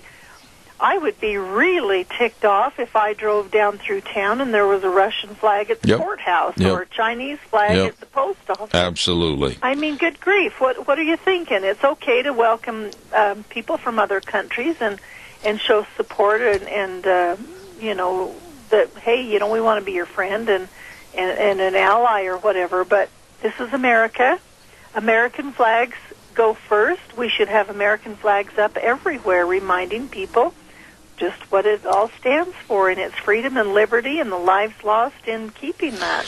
You know, I got to ask you, and I'm going to make a statement first, and then if you don't agree with me, go ahead and chime in. It's good to have a difference of opinion. But in the last couple of weeks, I have noticed a real presentation of the Trump administration showing more backbone. Let me cite an example. When they got rid of Sean Spicer, he was a nice guy, but he didn't have the bulldog attitude, I think, necessary for that job. And they put a lady in by the name of Sarah Huckabee Sanders. And I'm going to tell you right now, I think she is absolutely the best press spokesman at those news conferences that has been in that position maybe way back to the Bush administrations. This gal is sharp. She's not going to take a bunch of abuse from these liberal loons that call themselves journalists. What are your thoughts about Sarah Huckabee Sanders? Well, I think that President Trump was extremely wise in putting her in the position that she's at. I can't remember whether it was yesterday or the day before. She was doing a press conference and somebody asked her something, and she kind of just set them right in their place. Absolutely. Very diplomatically, and I said, way to go, girl. Yeah. I was sitting there in my lazy boy eating lunch. I know exactly what you're talking about. And she basically put the duct tape over that guy's mouth and no time flat in a very professional manner. She's the best thing that ever happened to this campaign. I'll tell you something. She has been one that I have noticed just since President Trump was inaugurated and she's had her calling there, is that she's probably one of the best ones that we've seen in 20, 30 years maybe. I agree. Guess there could be a few exclusions, but I'll tell you something. She knows how to handle them, and I think she is just amazing. And like I said, I literally said, way to go, girl, because I just thought it was so amazing the way that she just handled that, and she didn't stutter or stammer, or I wasn't watching her on TV. She didn't have to look at any notes. She knew exactly what to say, and she said it, and it was very appropriate, and he was done. I really think, and I'm paraphrasing when I say this, but she was asked by another reporter about her attitude in the press room and how she handled some of the journalists, and she says, I'm used to it because I have 3 preschoolers at home. Well, she's had a lot of practice then. She's being a mom, but boy, I'll tell you something. She knows what she's doing, and President Trump could not have anyone better handling the questions and stuff that are taken with her. In fact, I was even going to mention this morning that I think that there's so many people out there, so many different news organizations, and so many people, and some of them are in his cabinet, are putting words in his mouth and saying he did this, and this leads to the Mexican president saying President Trump really never did say that to me, and then somebody else, well, he didn't talk to us either. He said that I guess it was the Boy Scout thing, saying, trying to discredit Trump and everything. President Trump needs to have spokespeople, and he can speak as little as he, deems necessary. Let these other people handle it, so you don't have heads of state saying, well, President didn't say anything to us about that. And, because all it does is make him look bad. And then he can tweet or whatever he wants, but I think he's got some real qualified people surrounding him, and he just as well have them speak. That Kellyanne Conway, I kind of wonder about her every once in a while, but she comes up with some pretty unique ways of handling things, and I think she does a good job of it. And old Sarah, she knows what to do, and she just as well be the one who's taking all of the arrows, because, boy, she can deflect. Oh, I agree with you. She is the new definition, I think, of Wonder Woman. I like her. Yeah. Hey, we've got a caller with a question. Caller, I'm going to ask you to keep it brief. We got a long way to go and a short time to get there. Go ahead. Well, when you delegate, sometimes you have to give them a little time to do whatever it is they're going to do, whether or not they hang themselves or they get the job done. And, if now heads were rolling, and I tell you what, I guess Donald has decided he's through waiting. And Sarah is so great. And the thing of it is if this is a sign of the future, then I'm all for it. I'll hang up. Rita, respond if you would, please. No, I think that he's right. I agree with him on that. I think that President Trump needs to have people surrounding him that will take care of issues, and President Trump needs to sit at his meetings and be in charge and say, this is what we're going to do. And if we're going to clean house here and there, or if one of his people that, just like his NSA security, the NSA National Security Advisor, McMaster, he's doing a lot of things that are just kind of questionable. It's kind of like, so President Trump needs to deal with him instead of all of it just coming out in the news. And if the stuff that he's doing, like he's hired supposedly a bunch of pro-Israel people, or he's fired some pro-Israel people, and if Trump's okay with that, fine, but it needs to come back to Trump. Trump needs to decide before a lot of this stuff happens, because it starts to be reflective of Trump and makes him look like somebody's usurping his responsibility. I agree. There was another cloud, if you will, yesterday in Washington, and I'm going to say up front, again, if you don't agree with me, let me know, but I am glad that this administration is getting tough on immigration. I am glad they're defining more of what and who should be coming into this country.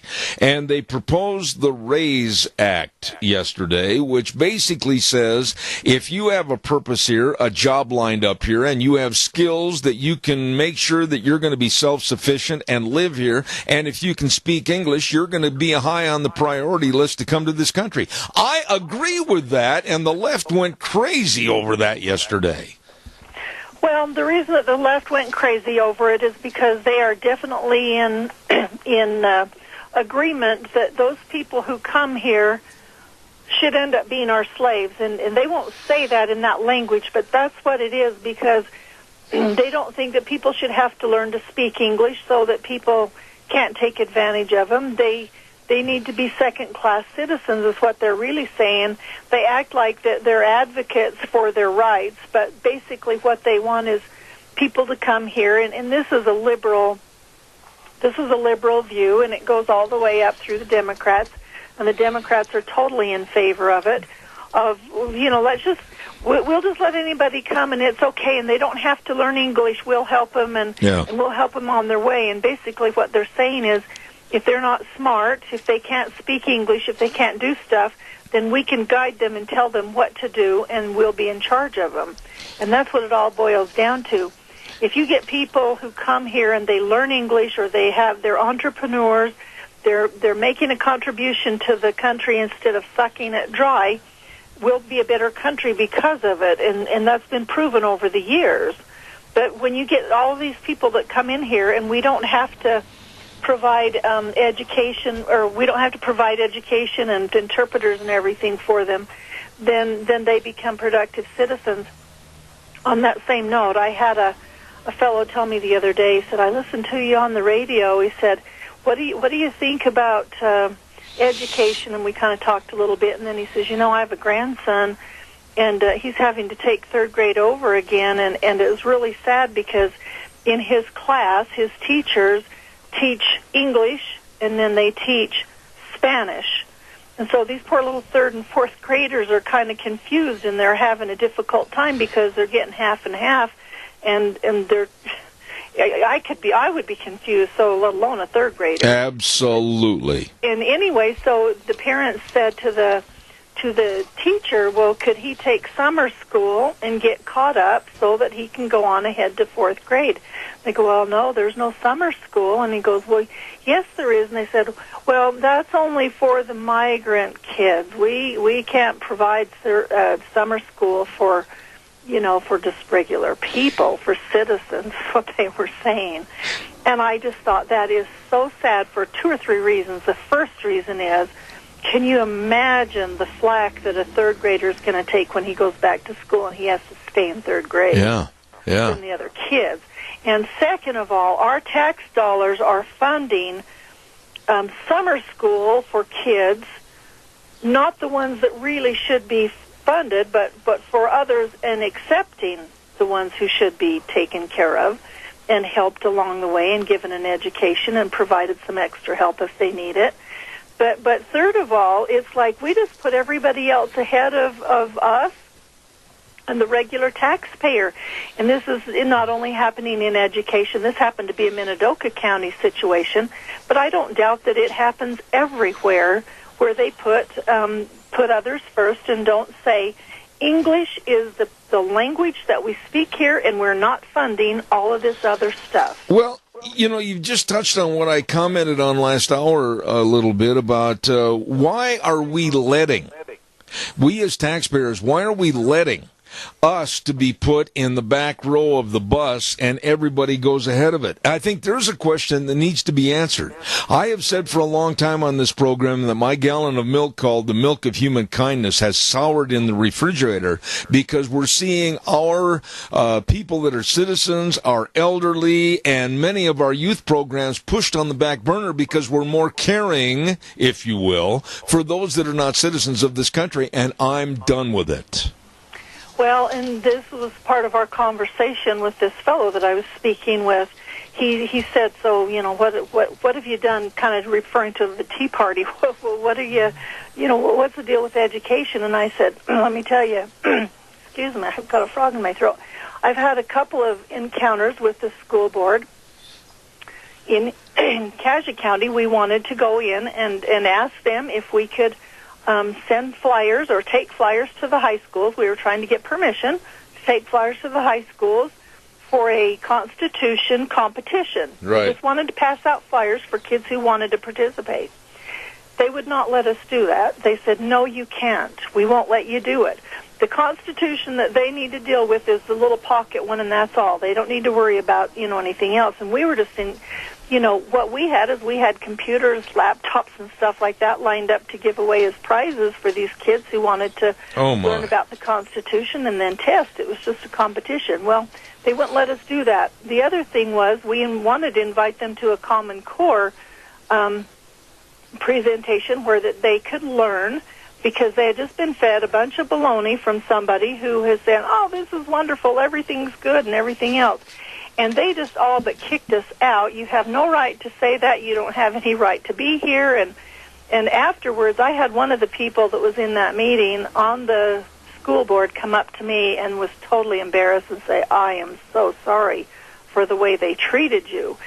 This is why people don't go to school board meetings and to county meetings and stuff like that, is the people in charge don't treat them like they have a voice. It's like, I'm the only one who knows anything, and you just shut up and sit down. And I would really like to pursue this further, and we will right after this weather forecast, because, the Constitution, and the studies of how we came about as the number one country in the world, that's something that should never be diminished. Stand by, Rita. I'll be right back. Phillips, Oaks, Goodwin, Crane, and Company CPAs, providing accounting services to the Minicash area for well over 50 years. Oh, they serve you, your family, and your business. The best of tax return preparation, tax planning, financial statement preparation, retirement planning, and the list goes on and on and on.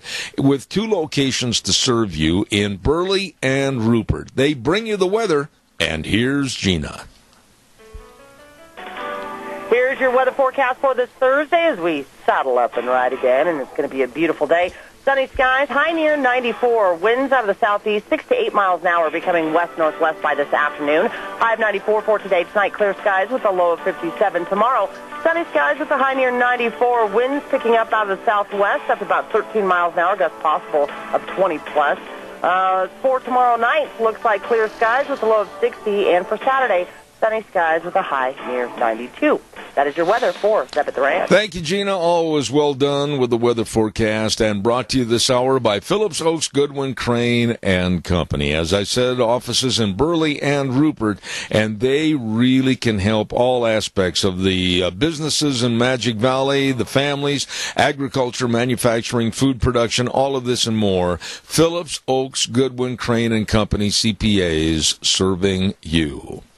Rita, more on your thoughts in regards to why in the world are we providing more? And we've only got about 3 minutes left in the segment, but why are we doing so much to help others and further their heritage and their country means and methods over and above our own here in this country? It makes me furious. Well, it does me too, and we should be able to see that with Europe, multiculturalism has not worked. No. They're losing their cultures, their countries, and that's where we're at. We're going to be in that same thing. This is the direct focus of those people in the Middle East, those people from Africa who are Muslim. That is their intent, is to overpower the world and bring everybody to their religion and their faith, and you've got people just like Angela Merkel and some of those people in Europe that's like, oh, this is really wonderful. Well, you know darn good and well they've been bought off either by power, by receiving power or money, and they've sold out their countries, and that's what's happening here. I think one of the main reasons that it hasn't happened here is it's like, well, if we can gather up more allies in our part of the world, which Europe is to the north of them, they can gain more strength, but they're here, and they're coming here, and they're going to do it, and however it can be done, and it doesn't have to be necessarily Arab-speaking or anything else. It's just like we just need to overpower Americans and freedom and everything else and show them that they don't have what they want, and they want to be part of us, and that's the intent. People can say, that's a conspiracy. Well, you know what, maybe it is. You can't prove it, but I believe it from every part of my being, is that they're just trying to take away our freedom and liberty, and unless we stand up for it and start getting active, we're going to see it go down the tube. We are on the same page. I wanted to ask you real quick, and I'm going to need a short answer on this because I'm out of time.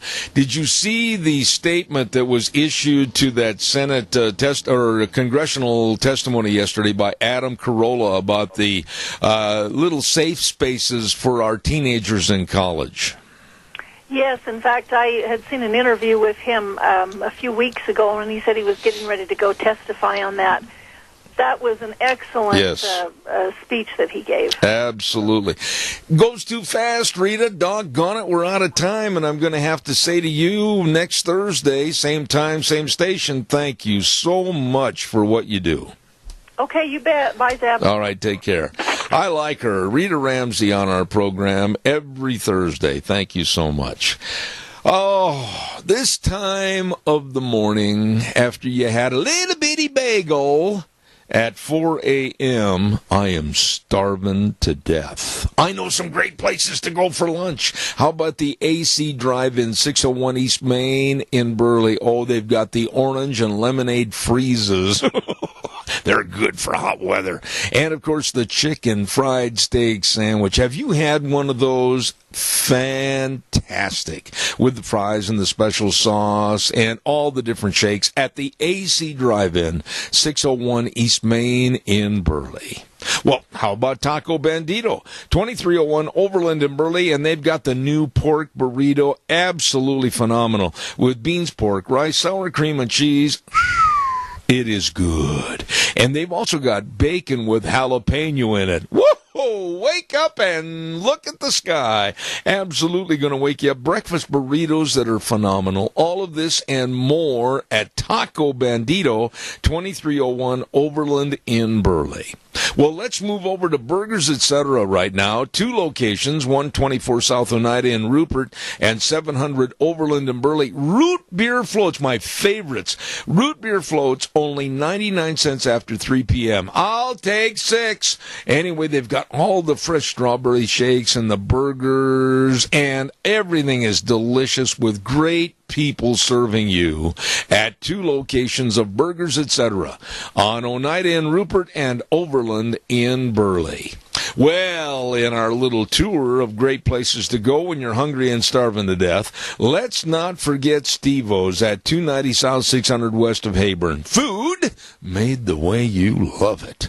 And the famous patio is open for the summer, and music every Friday and Saturday night. Oh, and they got cupcakes there now, new cupcakes, and a new salad called Chaos Salad. It's chicken breast with bacon, pickles, and jalapeno peppers. It's good. You're going to love the food, and the people are so nice at Steve-O's in Heyburn.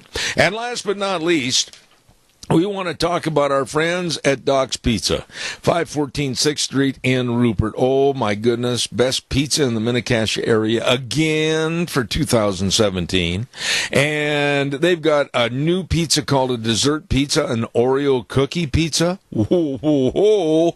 Hey, you better get in there and check out all the soups and the subs and the salads, everything at Doc's Pizza. You're going to love it. Absolutely delicious. Right on the square in Rupert, 514 6th Street, Doc's Pizza. And those are just a few great places to go when you're hungry and starving to death. Boy, am I ever.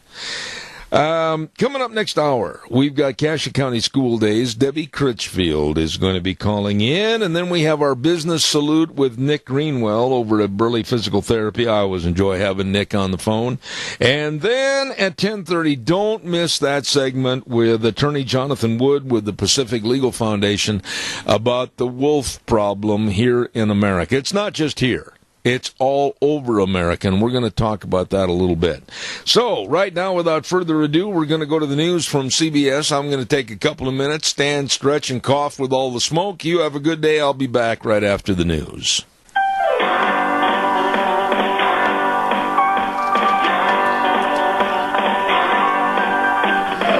Oh, cough, cough, bleary eyes, teary eyes. The smoke is thick out there. Be careful, please. Hey, welcome back to Zeb at the Ranch on this Thursday. I'm Zeb Bell, and of course our thanks go out to our major sponsor, your Magic Valley Les Schwab Tire Centers, all 7 locations serving you, along with some of our great advertisers like Western Waste Services, always at your disposal. Call them at 734-6969. We have got a really filled hour for the last hour of this program, and a lot of great guests, and we're going to have Cache County School Days on in just a few minutes. First and foremost, I would also like to again mention some of the great sponsors and businesses in the area that are supporting the Cache County Fair and Rodeo for this year, like Dot Foods, 1541 West 27th Street in Burley. Oh my goodness, they are America's leading food redistributor with offering 70,000 products. 70,000 products from 700 food industry manufacturers all over the United States. Thank you, Dot Foods, 1541 West 27th Street in Burley. Along with the folks out at the Golden Valley Warehouse. My goodness, these are good folks. And anytime and every time we need something special advertised, they are always right there. And they're supplying supporting the Cassia County Fair and Rodeo. They're located at 468 West, 1000 South of Burley, and believe me, they thank all of their customers for more than 30 years of support at the Golden Valley Warehouse. And last but not least, Kelly's Bearing Supply, 1407 East Main Street in Burley. Oh my goodness. They keep everything on hand so you don't have to waste your time or money running all over bearings, chains, brackets. They've got it all. Zach and Brett, the whole crew, and they always say you'll know where you're at when you get your bearings at Kelly's. Kelly's Bearing Supply in Burley. Really, really nice people. One other thing I want to remind you of, and, well, I don't have time for it right now. I'll get to it in a little bit. We're going to be talking to Debbie Critchfield in just a few moments.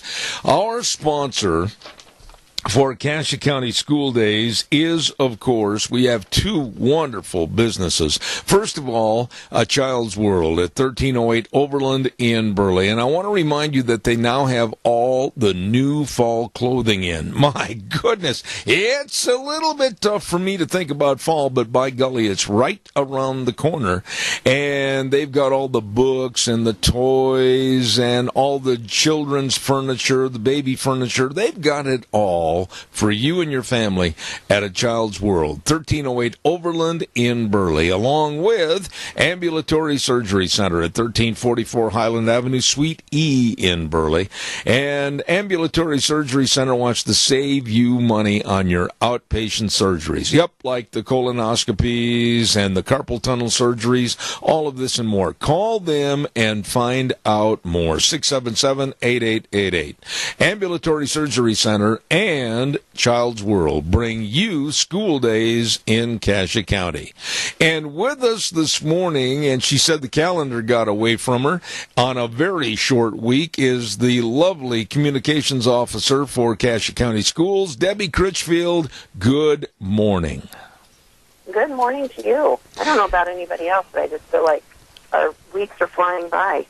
What happened to this calendar year? I'm not exaggerating, and I'm not trying to just be amenable to what you said, but from Christmas to New Year's to Washington's birthday, Valentine's Day, Easter, woo! We've been in a whirlwind. I could not agree more, which is the frightening thought of it's time to register for school again. I don't know how that happened. When you say register for school again, let's take it from A all the way through Z. When you talk to parents about registration, what do they need to know about getting their children ready for school? I think first off, we want to make sure that folks know that registration is the 9th and 10th of this month, so it's next Wednesday and Thursday. They can do the school for their child. Times are different depending on, but for the part, people can expect something 8 to 3. Debbie, all of a sudden, I'm going to have to interrupt you for a second. We're having trouble hearing you on the cell phone. It's cutting out. Are you out of the area calling in this morning? Yeah, that I am. What about now? Is that any better? That is a lot better. Hold real still. Turn yourself into a rock and don't move. All right, start that over again if you would, please. Thank you. So August 9th and 10th are the registration days. And again, check your schools for the various times. But 8 to 3 is a pretty good rule of thumb to expect that. Some things that parents need to be aware of, certainly if you're registering a first-time student that is coming from outside of the state or outside of the area, bringing a birth certificate, an immunization record, and whatever other materials, that you've got to identify your child. And kindergartners are also ones that we need immunization records for, and so are 7th graders. Several years ago, the state of Idaho passed some new laws and regulations that required all 7th graders that were registering for school to be immunized. And so we're just, as a little reminder, if you've got a 7th grader, tuck that into your purse or back pocket and bring that stuff when you hit registration. You know, now you've touched on the subject, and you know my feelings, and I will not back up and apologize to anybody for my feelings because I think immunizations are way too important to slough off. Is there going to be a stricter regimen to make sure that people adhere to this, or are they just going to kind of turn a blind eye and a deaf ear? Well, we certainly don't do that. We are required legally to make sure that the students are immunized fully before they can attend classes. Now, I guess the way around that, if you want to term it like that, unless you have a document that excuses your child based on religious reasons or other things, so a parent would either bring with them the record or documentation for explaining why their child hasn't been immunized. Our secretaries at our junior highs and around the county, they go through and they check all of those, and they follow up with parents. And I know sometimes parents feel like they're being hounded. You know, why is this such a big deal? But we are legally bound to make sure that we have those records on file. You know, and right there, I'm going to jump in and I'm going to say, how in the world could any parent think that, oh, why are you making such a big deal of this? Listen, folks, listen, parents, we are lucky. And God bless that we live in this particular day and age, because 40, 50, 60 years ago, it wasn't the case. And all of those diseases like polio, etc., that they did studies on and they find immunizations that are going to curtail them, fine. But we can't let them, the diseases, rear their ugly heads ever again. I agree with that. And I think for the most part, our parents are good, and I know sometimes folks forget. And this is kind of it can be a busy, crazy time of year. Getting registration done, school supplies, which I wanted to mention while I'm thinking about that. On our website, our homepage, casualschools.org, you can go and for elementary schools, you can go and click a link, and it will help parents see what it is that they need for their various classes. But getting back to what I was saying, there's a lot going on. You're looking at sports, getting sports physicals. That's another necessity. If your child's going to play sports and they don't have a current physical, they need to have that prior to coming in. And all of the other parts of putting together a new school year, there are some things that kind of get left out. So we're certainly not trying to overload people or make it more challenging or frustrating. But these are things that parents need to be aware of. You know, this is really interesting stuff, because I would imagine there's parents that maybe have moved in here. Maybe they're from New Hampshire. Maybe they came up here from Georgia, wherever, and they have no clue what to do or the time frames and everything. If need be, do you have all this information on a website or whatever? We do. We've got it on the website, and parents can actually register their child online. That ability isn't up and going until the 8th of August. But starting the 8th, if for some reason, sometimes people have family vacations planned, or they're just out of town, or they're, got a doctor's appointment and not able to make it, you can go on to Power School, and parents of current students will understand this, and the link is on our website, and they can register their child through Power School. Some of our high schools also have the ability to pay any fees online. That's also on there. We try to make it as convenient as possible. One of the things that we're asking our secondary teachers, so 7th through 12th graders, to do this year that's a little bit different from years past is to put their school supply list on their own, on the website, so that when you go and you see that Johnny has Mrs. Smith for science and, Mr. Jones for English, they can go onto the website and not have to wait until school starts to get the notebook and the mechanical pencil. I know that a lot of parents say, boy, I'd really like to have that information while I'm out shopping for my elementary child. So we're trying to do that. Again, this is our first year, so be patient with us as we work through it. But we're trying to make it as convenient as possible. One question that I had, Galen Smyer, superintendent of schools, was on a couple of weeks ago, and after the interview, I had a couple of calls, and I thought we had mentioned this during the interview. As a matter of fact, I'm positive we did, but they want it reiterated. Can they, the parents, go to the website and also get the calendar for the school year so they can start marking things on that calendar? Yes, they can. There's several different places. There's an actual tab at the top that says district calendars, and they can click on that. A PDF will pop up. They can print it off. And then on the home page, lower down on the page, there's another link.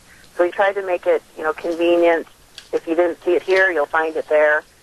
But August 28th is when we're going to start, and it's going to be it's going to be interesting, our start this year, because we're working on Declo Elementary, so they are going to have they're still in construction there. We're looking at a November finish ish for a huge addition of their elementary school.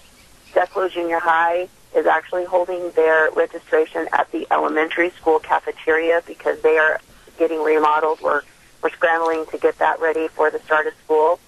And Raft River High School also is going to start back up with some construction, but we're getting very close on that. Oakley's looking good. They'll be able to use their classroom addition. And so we started last year with dirt being moved and sites being prepared and the excavators. And now we're at this wonderful point where we see these buildings and we're very close to being able to fully utilizing them. Absolutely. One of the things, and I mean this for all different school districts and all schools in the state of Idaho, I hope and I pray that this year we can have a more positive outlook about our education and our educational facilities, and the negativity that's spread by some people in the state of Idaho, I just hope it goes away. We have some outstanding teachers, outstanding leadership, and outstanding students. I'm with you. Let's say a little prayer for that. I start the year, I think we all start the year very hopeful and optimistic and excited. Excuse me. And as we get going in the year, it's easy to become frustrated. Perhaps we don't think a teacher is addressing the needs of our child properly, or we're frustrated by a system, or we don't think that things are working like they should, or with the coach or whatever. And I would encourage parents, rather than get on social media and put all of your complaints out there for everybody to see, that first start with that person. Everything boils down, in my opinion, to communication. And putting it out there in different platforms rather than actually going and having a conversation face-to-face with someone isn't communication. That's right. We, as a school district, want to address those, and we can't always fix everything, but we sure like to have the opportunity to at least go through the process of working through it. There's not a teacher or a principal that doesn't want to do the right thing for parents and kids. Absolutely. This year. We have a quick call at the tail end of this segment, and caller, please go ahead with Debbie Critchfield. You're on the air. Well, I just wanted to say this. I think the new school board members are going to be an extremely important, valuable new asset to the school board. I know the other ones, I knew them both, and I loved them both. They're good people, as good as you could get. And sometimes these things get a little bit sticky. But the new ones, I think, are going to really do a great job. And, Burley is set to grow. You hear about how Burley is ready to start growing because people, when they drive across the bridge in Twin, they run into, first thing they run into is congestion. They come to Burley and they say, oh, my word, look at this. It's beautiful. The mountains, the river, the schools. I'll hang up. Thanks. Debbie, a quick response, and then we'll tie things up for today. I agree with all of the comments. We appreciate the long service of the board members, Kathy Millar and Linda Peterson. Linda served for 13, 14 years. It's a long time, and she certainly is dedicated, and I would say that same thing for Kathy. And we are excited for two new board members. New ideas, new perspectives. As the caller said, bringing in people that are willing to serve in the community. And if we can work together and try to work things through, we're setting ourselves up for a great year. There you go, the communications officer for the Cassia County School Systems and District, and that's the lovely Debbie Critchfield. Debbie, God bless. Thank you so much for being on the program this morning. Thank you. Have a wonderful day. Thank you much. Nice lady on the segment called Cassia County School Days, brought to you by A Child's World at 1308 Overland and Burley and Ambulatory Surgery Center at 1344 Highland Avenue in Burley, 677-8888. Oh my, don't forget your Minidoka County Fair and Rodeo. My goodness, tonight, another performance of the Junior Rodeo. I understand they had nearly 300 kids get involved. That is phenomenal. And tomorrow night, Friday night, and Saturday night, the open rodeo starting at 7:30. Don't miss it. Tomorrow night, of course, the Man Up Crusade, Wear Purple, in support of the Mini-Cassia Women's Shelter. All of this and more going on at your Minidoka County Fair and Rodeo all the way through Saturday. Don't you miss it. Right now, let's have our business salute for the week on this program, and I want to say a special thank you to this man and his business, because they have been so instrumental in getting me back up on my feet and running again. And that's Nick Greenwell over at Burley Physical Therapy and Rehabilitation at 1263 Bennett Avenue, Suite 2 in Burley. Good morning, Nick. Good morning, old man. How are you? Hey, now just be polite there, you whippersnapper, or I'll come over and show you how much you helped me heal up. All right, I'd love to see that. You can come chase me around the block all you want. I don't chase well.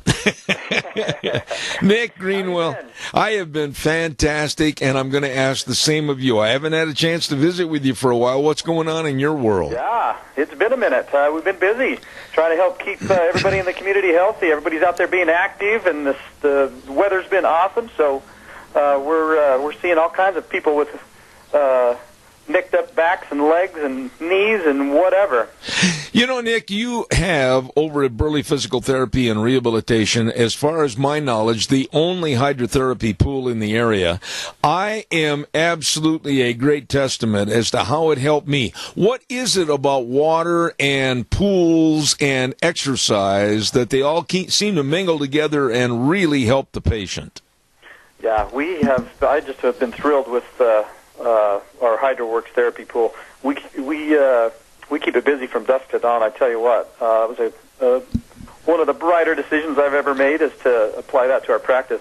It's just a really, really good venue for a lot of joint-related and muscle conditions.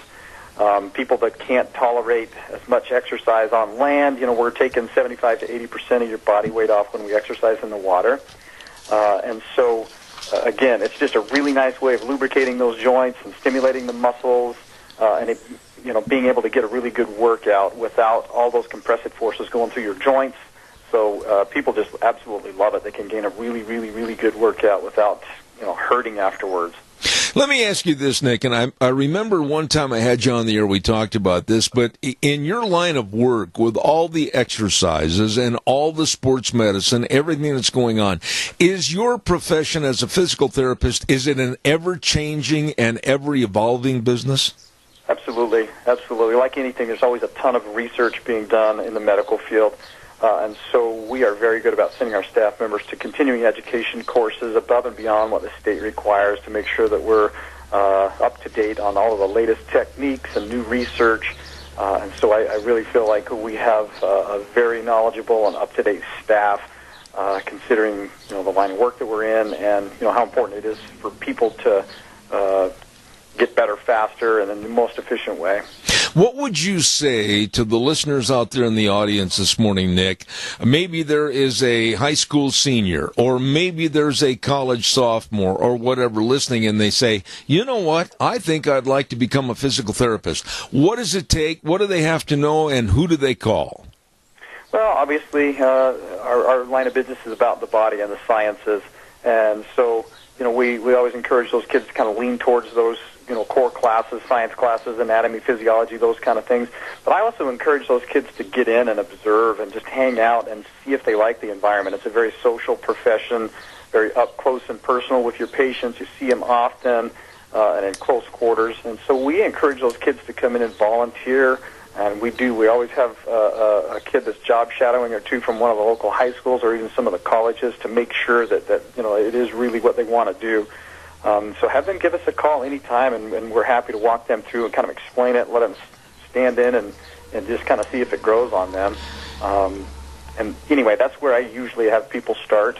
We've got a lot of contacts in the area to kind of help kids find points of contact for, counselors at universities and stuff like that. But I really think it's just important to get in at the ground level and just kind of see if you like it. I agree. Now, the folks out there in the audience, maybe somebody slipped off the ladder and they've got some really torn muscles and they're sore and they're achy, or maybe they're recuperating from an accident or surgery. They'd better pick up the phone and call for an appointment, because you folks can really help them get back to being themselves. Absolutely. It's kind of what we do for sure. I'll tell you what, the summer's fading quickly, and we're going to be into the fall pretty fast with all of those sports injuries and people going back to work and harvest and all of that. So now's a good time to get in and get those kind of aching things taken care of before it gets super busy this fall with all those elective surgeries and sports-related injuries. So absolutely, pick up the phone, give us a call anytime, 678-1191. I tell you, I have a lot of respect for this man and his entire staff. They have helped me on numerous occasions. They can and they will help you. Burley Physical Therapy and Rehabilitation, 1263 Bennett Avenue, Suite 2 in Burley. The number to call is 678-1191. Nick, God bless you. Say hello to the rest of the family and enjoy the rest of summer. Absolutely. Take care. Appreciate the call. All right, buddy. Thank you so much. Nick Greenwell, and not only is he a good friend, but boy, are they sharp. All the physical therapists over there really, really can help you. Burley Physical Therapy and Rehabilitation. Now, what we're going to do is we're going to send it back over to the main studios in just a moment, and then after that, we are going to have an attorney with the Pacific Legal Foundation talking about the wolves and the problems that we have with wolves across this country, and we're going to find out about some specific rulings that have taken place that may be good or may be very bad. We're going to have all that with Jonathan Wood in just a few minutes. But right now, we're going to send it back over to our main studios. We'll be back in 3 minutes. And now, back to Zeb at the Ranch on AM 1230 KBAR. To reach Zeb, call 436-2244 or toll free 1-866-927-4587. And now, here is Zeb Bell. Thank you very much, and welcome back to our half hour that's left for this week, and then we're going to shut the door for a couple of days. We're on the phone right now with the Pacific Legal Foundation, and their attorneys have been on my program many, many times over various stories. And one that I really wanted to get on this week is with Jonathan Wood, attorney for the Pacific Legal Foundation. Good morning, Jonathan. How are you? Good morning. I'm doing well. How are you? Well, anytime it comes to wolves and the, let's say, restoration of their species in this country over and above landowners and ranchers and farmers, I'm a little bit more than mad. And I know the area back in the Great Lakes area very well. I was born and raised back there. And I know that the wolves are very prolific and their numbers are huge. Why in the world were they not removed from the endangered species list? Well, the government tried. In fact, the Obama administration tried. Wolves are actually an issue that cross political party lines. But unfortunately, special interest environmental activist groups have been fighting tooth and nail to stop the government from taking the species off the list, even though, even the Obama administration recognizes that the population in the Great Lakes area has recovered. Now, I know literally, and I'll throw some numbers out there, and you can dispute these numbers as an attorney. You would know more than I, but I've got some firsthand information.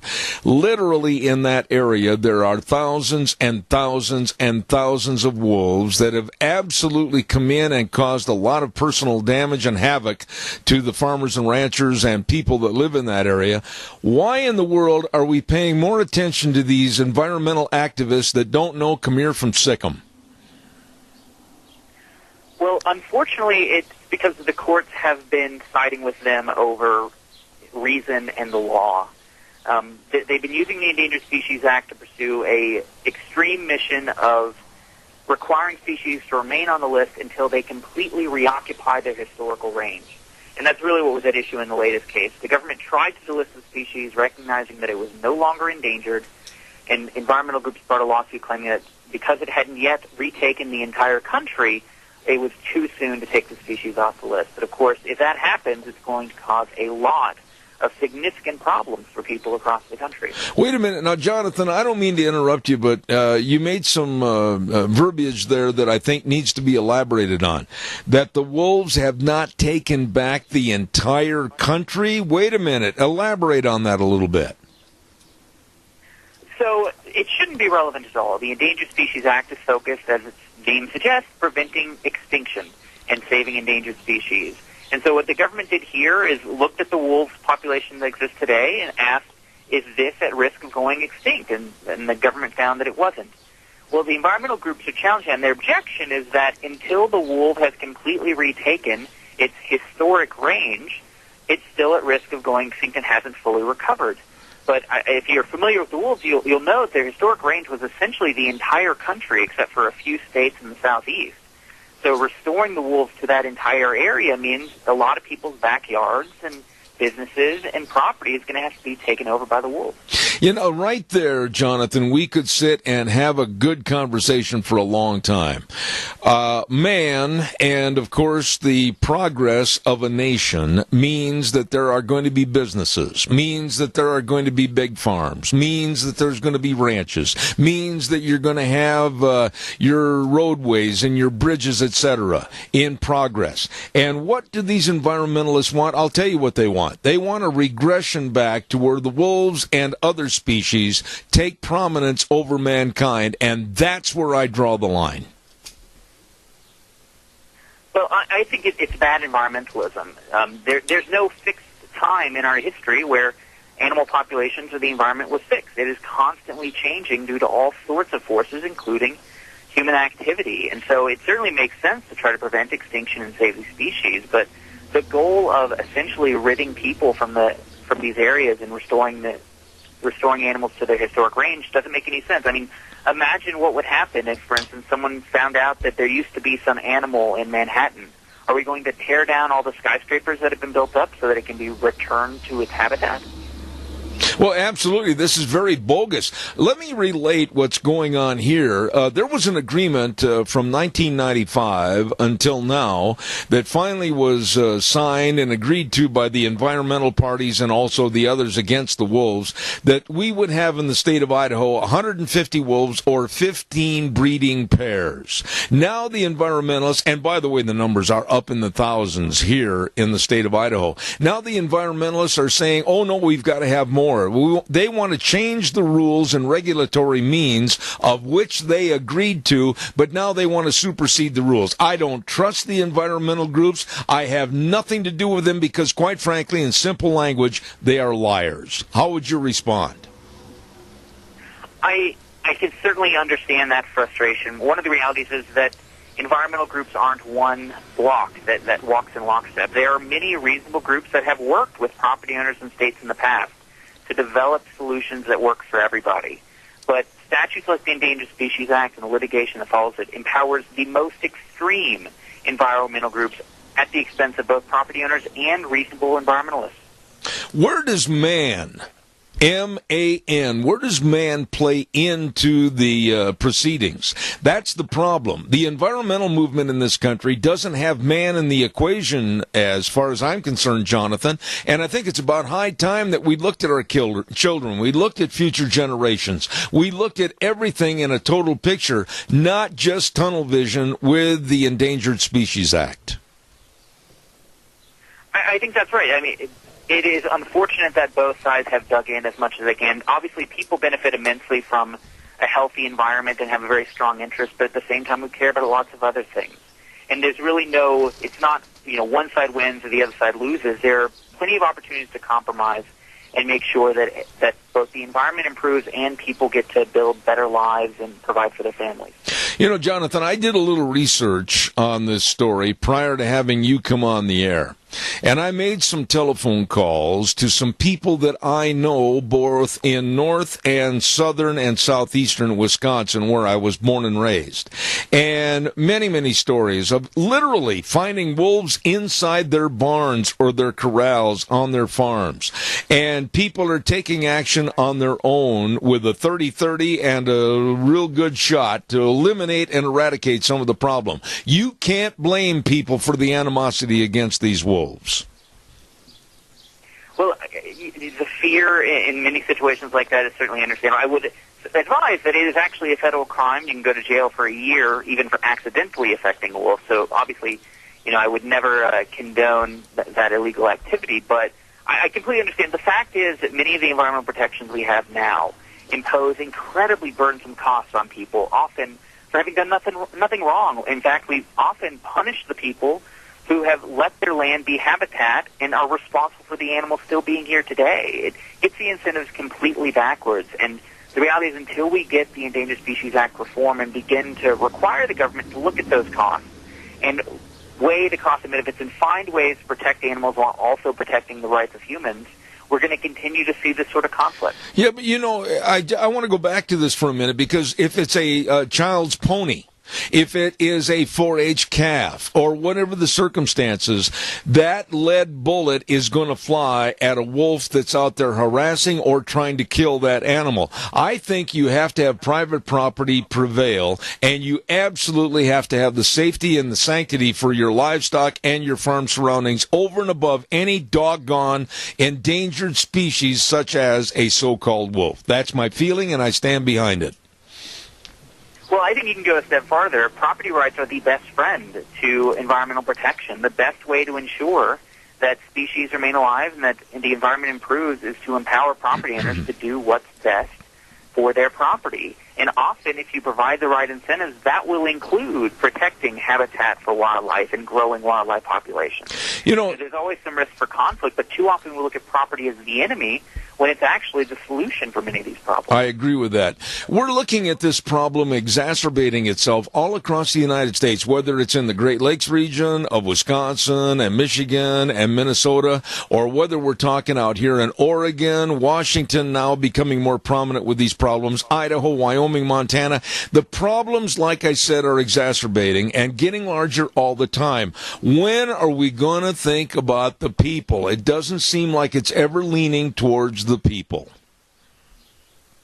Well, one of the unfortunate realities is that the only way to fix this is through politics, and getting Congress to amend the law or enact a new law is incredibly difficult. So for some of, I think the wolves in the Pacific Northwest have had special legislation passed to delist them and to deal with some of these problems, and there's been legislation proposed to deal with the same population in the Great Lakes. But these, taking species by species doesn't really fix the fundamental problem of the fact that the Endangered Species Act imposes incredible burdens without any consideration of cost, and too often treats property owners like the enemy rather than partners in conservation. What is the next big story coming down the pike? I mean, Jonathan, you do an outstanding job, you and the Pacific Legal Foundation, but I'm always afraid every time I talk to Colin Callahan back at your office and ask him for some various stories. I don't care if it has something to do with birds. I don't care if it has something to do with wolves. I mean, little by little, there seems to be an encroachment on our lives and trying to make a living. And if it weren't for you folks with the Pacific Legal Foundation and others, what would we do? I mean, I thank God that you're in existence. Well, thank you. That's very kind of you to say, and we're very fortunate at PLF that we have so many kind supporters and generous supporters who make the work we do possible. Most of the property owners and ordinary people we defend in the courts across the country couldn't possibly stand up to the government if it weren't for the generosity of those donors.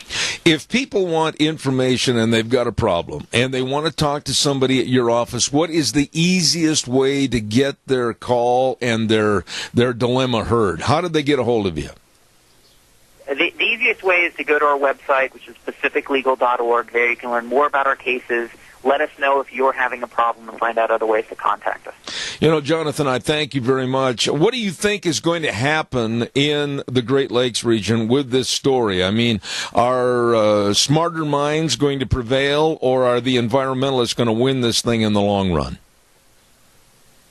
In the long run, the species is going to be delisted. I think the question is whether Congress is going to act or the administration is eventually going to get a delisting rule the courts don't strike down. But in the long run, reason is going to have to prevail. The environmentalists can't continue to win these lawsuits. Absolutely. Jonathan Wood, attorney with the Pacific Legal Foundation, thank you for coming on my program this morning, and please come back soon. Thank you for having me. All right, sir. Thank you.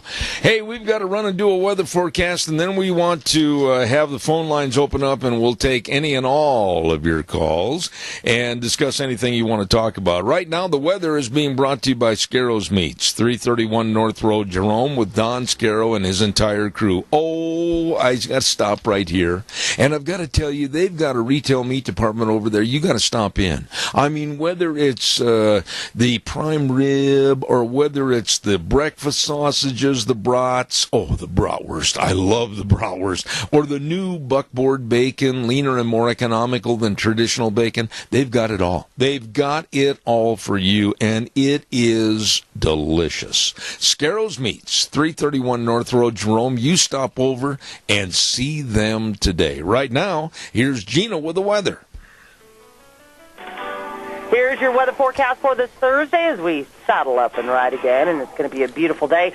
Sunny skies, high near 94. Winds out of the southeast, 6 to 8 miles an hour, becoming west-northwest by this afternoon. High of 94 for today. Tonight, clear skies with a low of 57. Tomorrow, sunny skies with a high near 94. Winds picking up out of the southwest, up to about 13 miles an hour, gusts possible of 20-plus.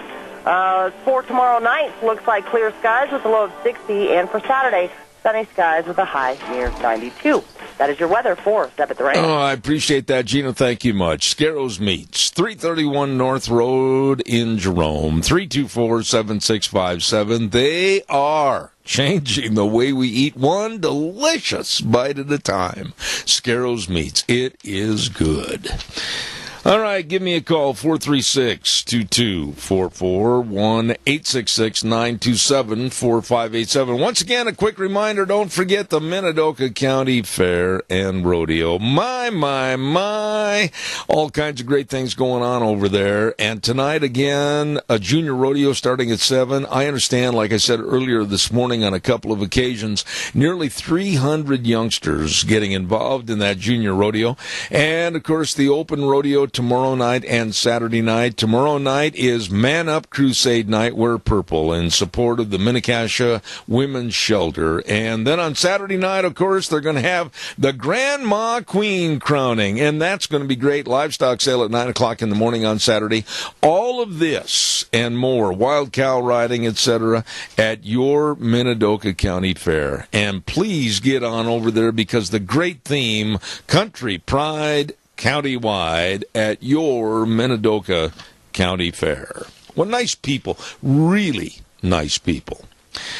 Adam Carolla is a comedian primarily, but he also has his head on straight because he really gave a blistering testimony to Congress about removing safe spaces from colleges. Basically, the gist of what he testified yesterday in Congress was, grow up.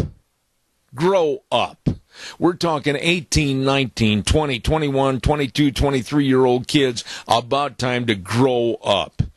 And he presented a testimony to Congress on free speech this week and claimed that college students are perpetually offended by everything, and that so many safe spaces on college campuses exist because adults coddle children and allow them to retreat from debate rather than face the problems head on.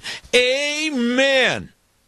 Kudos to Adam Carolla. And I love the way he said this. They grew up dipped in Perel, playing soccer games where they never kept score and watching Wow Wow Wubsy, and we're asking them to be mature. We need the adults to start being adults and start treating them as future adults. Amen. And as far as the safe spaces on the college campuses and everything, he says, get rid of them. It's about time they learned how to grow up. What are your thoughts about this? Give me a call. He said, children are the future, but we are the present. And we are the adults, and we need to act like it. And he said, I feel that what's going on these college campuses is we need law and order. We need to bring back law and order, but I think if we just had order, we wouldn't need law. So could we just bring back order, and could the faculty and administration on these campuses act like faculty and administration? Whoa! So obvious, but yet it had to be said by a comedian, Adam Carolla. Amen to him. Calls welcome, 436. I think Gina is running the board over there all of a sudden. I think Wheels was kind of taken under the weather. Gina, how's my itty-bitty buddy? Well, he was a little bit under the weather. He was running a fever and everything, and, was had the bucket right next to him, so I sent him home. I'm sorry to hear that, because I don't want to have anything happen to my itty-bitty buddy, and he said he wasn't... No, neither do we. No, I heard him earlier this morning. He was saying he wasn't feeling quite upright and good, and so thank you for filling in. Oh, hey, anytime. What's going on in your world, lady? Oh, just busy as per the norm inside of fair season, and of course we're at the Mad Dash here at the radio station, and I'll be on vacation here. I'm going to take a vacation. What's that? Well, it's coming up the 20th through the 20th. No. I mean, please, lady, help me. What's that? What is a vacation? It's been a while since I've experienced one, so once I get into it, I'll call you, and I'll let you know how it feels. Send me a written 2-page theory on what it is. Okay, you got it. Now, where are you going to go? Actually, I'm going to go over to the Seattle area and see my daughter, whom I haven't seen in about 3 years. Well, that's nice. Yeah. That is nice. Swing back through northern Idaho, pick up my son from my parents' house, because he's going to be over there for 3 weeks, and then we're off into school. Oh, don't you remind me. We got a busy season ahead, don't we? Yes, we do. And which, by the way, sports season, our high school sports kicks off at the end of August as well, so we're full on into it, and we've got 2 phone calls. Oh, okay, quickly. Thank you very much. I appreciate that. Caller number 1, you're on the air. What can I do for you? Good morning. Is Gina still there? Yes, she is. Well, I'd just like to say, Gina, we share our birthdays together. June 2nd? And I thought that was wonderful. Well, gee, I'm getting... Tried to upstage me. I'm getting all mushy-eyed. Birthday on the 21st. Okay. Of the big day. Well, thank you for calling in, and you and Gina can buy each other a birthday cake and just trip down the yellow road to Oz and have a wonderful day. Thank you, Keith. We'll see you. All right, buddy. Thank you. Caller number 2, you're on the air. Go ahead. Good morning, Jeb. Hi there. This is Chris. I've been rambling all over the country, and I'm back in Idaho. Well, it's a pleasure to have you back, because we got to keep all the good, sane, solid citizens right here in Magic Valley. Well, I went to a brother's funeral in Nashville, Tennessee. And the country is just beautiful between here and there. It is. It is. Well, I'm certainly sorry for your loss, but let me ask you a question about the logistics of the area, etc. What did you find as the thought pattern for people that you talked to back there in regards to the Trump administration and kind of a new sheriff in town? Well, I'm pretty safe in the crowd that I was with. It was my family. and for the most part, most of us are very much like me, and so we didn't spend much time talking politics, but Nashville is very conservative. Well, I tell you what, Chris, it's good to get back here. Idaho is a state that absolutely, it may be a visiting point for some, but it's a destination point and a finalization point for many. I love it here. Wouldn't think of living anywhere else. What are your thoughts quickly? Well, of course, I was born and raised here, and most of my family is here. And I'm an Idahoan girl, 3 generations. And my brother was definitely an Idaho guy, but he had to follow work. And Nashville was a good place to be. Well, I want to say how nice it is to hear from you. And now next week, I want you to call me more often. God bless you, and thank you for calling in. I'm glad I got to talk to you. All right, my dear. Thank you very much. Nice people, bye-bye. And I appreciate it, Chris. Thank you so much. Hey, I want to remind you of our major sponsor, and that is your Magic Valley Les Schwab Tire Centers, all 7 locations. These are really sharp folks that can help you and help you get where you're going this summer and get safely back home. They've got all the tires for your pickups, SUVs, and your cars, horse trailers, boat trailers, etc., like the Backcountry Touring HT, outstanding ride quality, the ultimate in durability. They've got tires like the Eclipse for your car, premium traction, superior ride quality, starting at just $63.64. I'm telling you, they have the best of brake service, the best of front-end alignment, shocks and struts, batteries, all of this and more with really nice people and their staff. Lane and Rupert, Dave on Blue Lakes and Twin, Mike and Buell, Mike and Jerome, the Twist family in Paul, Daniel on Pole Line in Twin Falls, and of course Randy on Overland in Burley, the best. Your Magic Valley Les Schwab Tire Centers. I hope you have a great weekend, and I hope the smoke goes away and get a chance to get on over to the Minidoka County Fair and Rodeo for the rest of this week. Really, really nice people serving you. And we'll be back here next Monday at 10:06, right here, 10:06, 8:06. I don't know why I said 10:06. 8:06, we'll saddle the horse and ride for 3 hours till 11 o'clock on Monday, KBAR, 12:30 a.m., and streaming live on the internet all over the world, Zeb at the Ranch, where we always end the program by saying, the way things were are the way things ought to be. We'll see you next Monday at 8:06.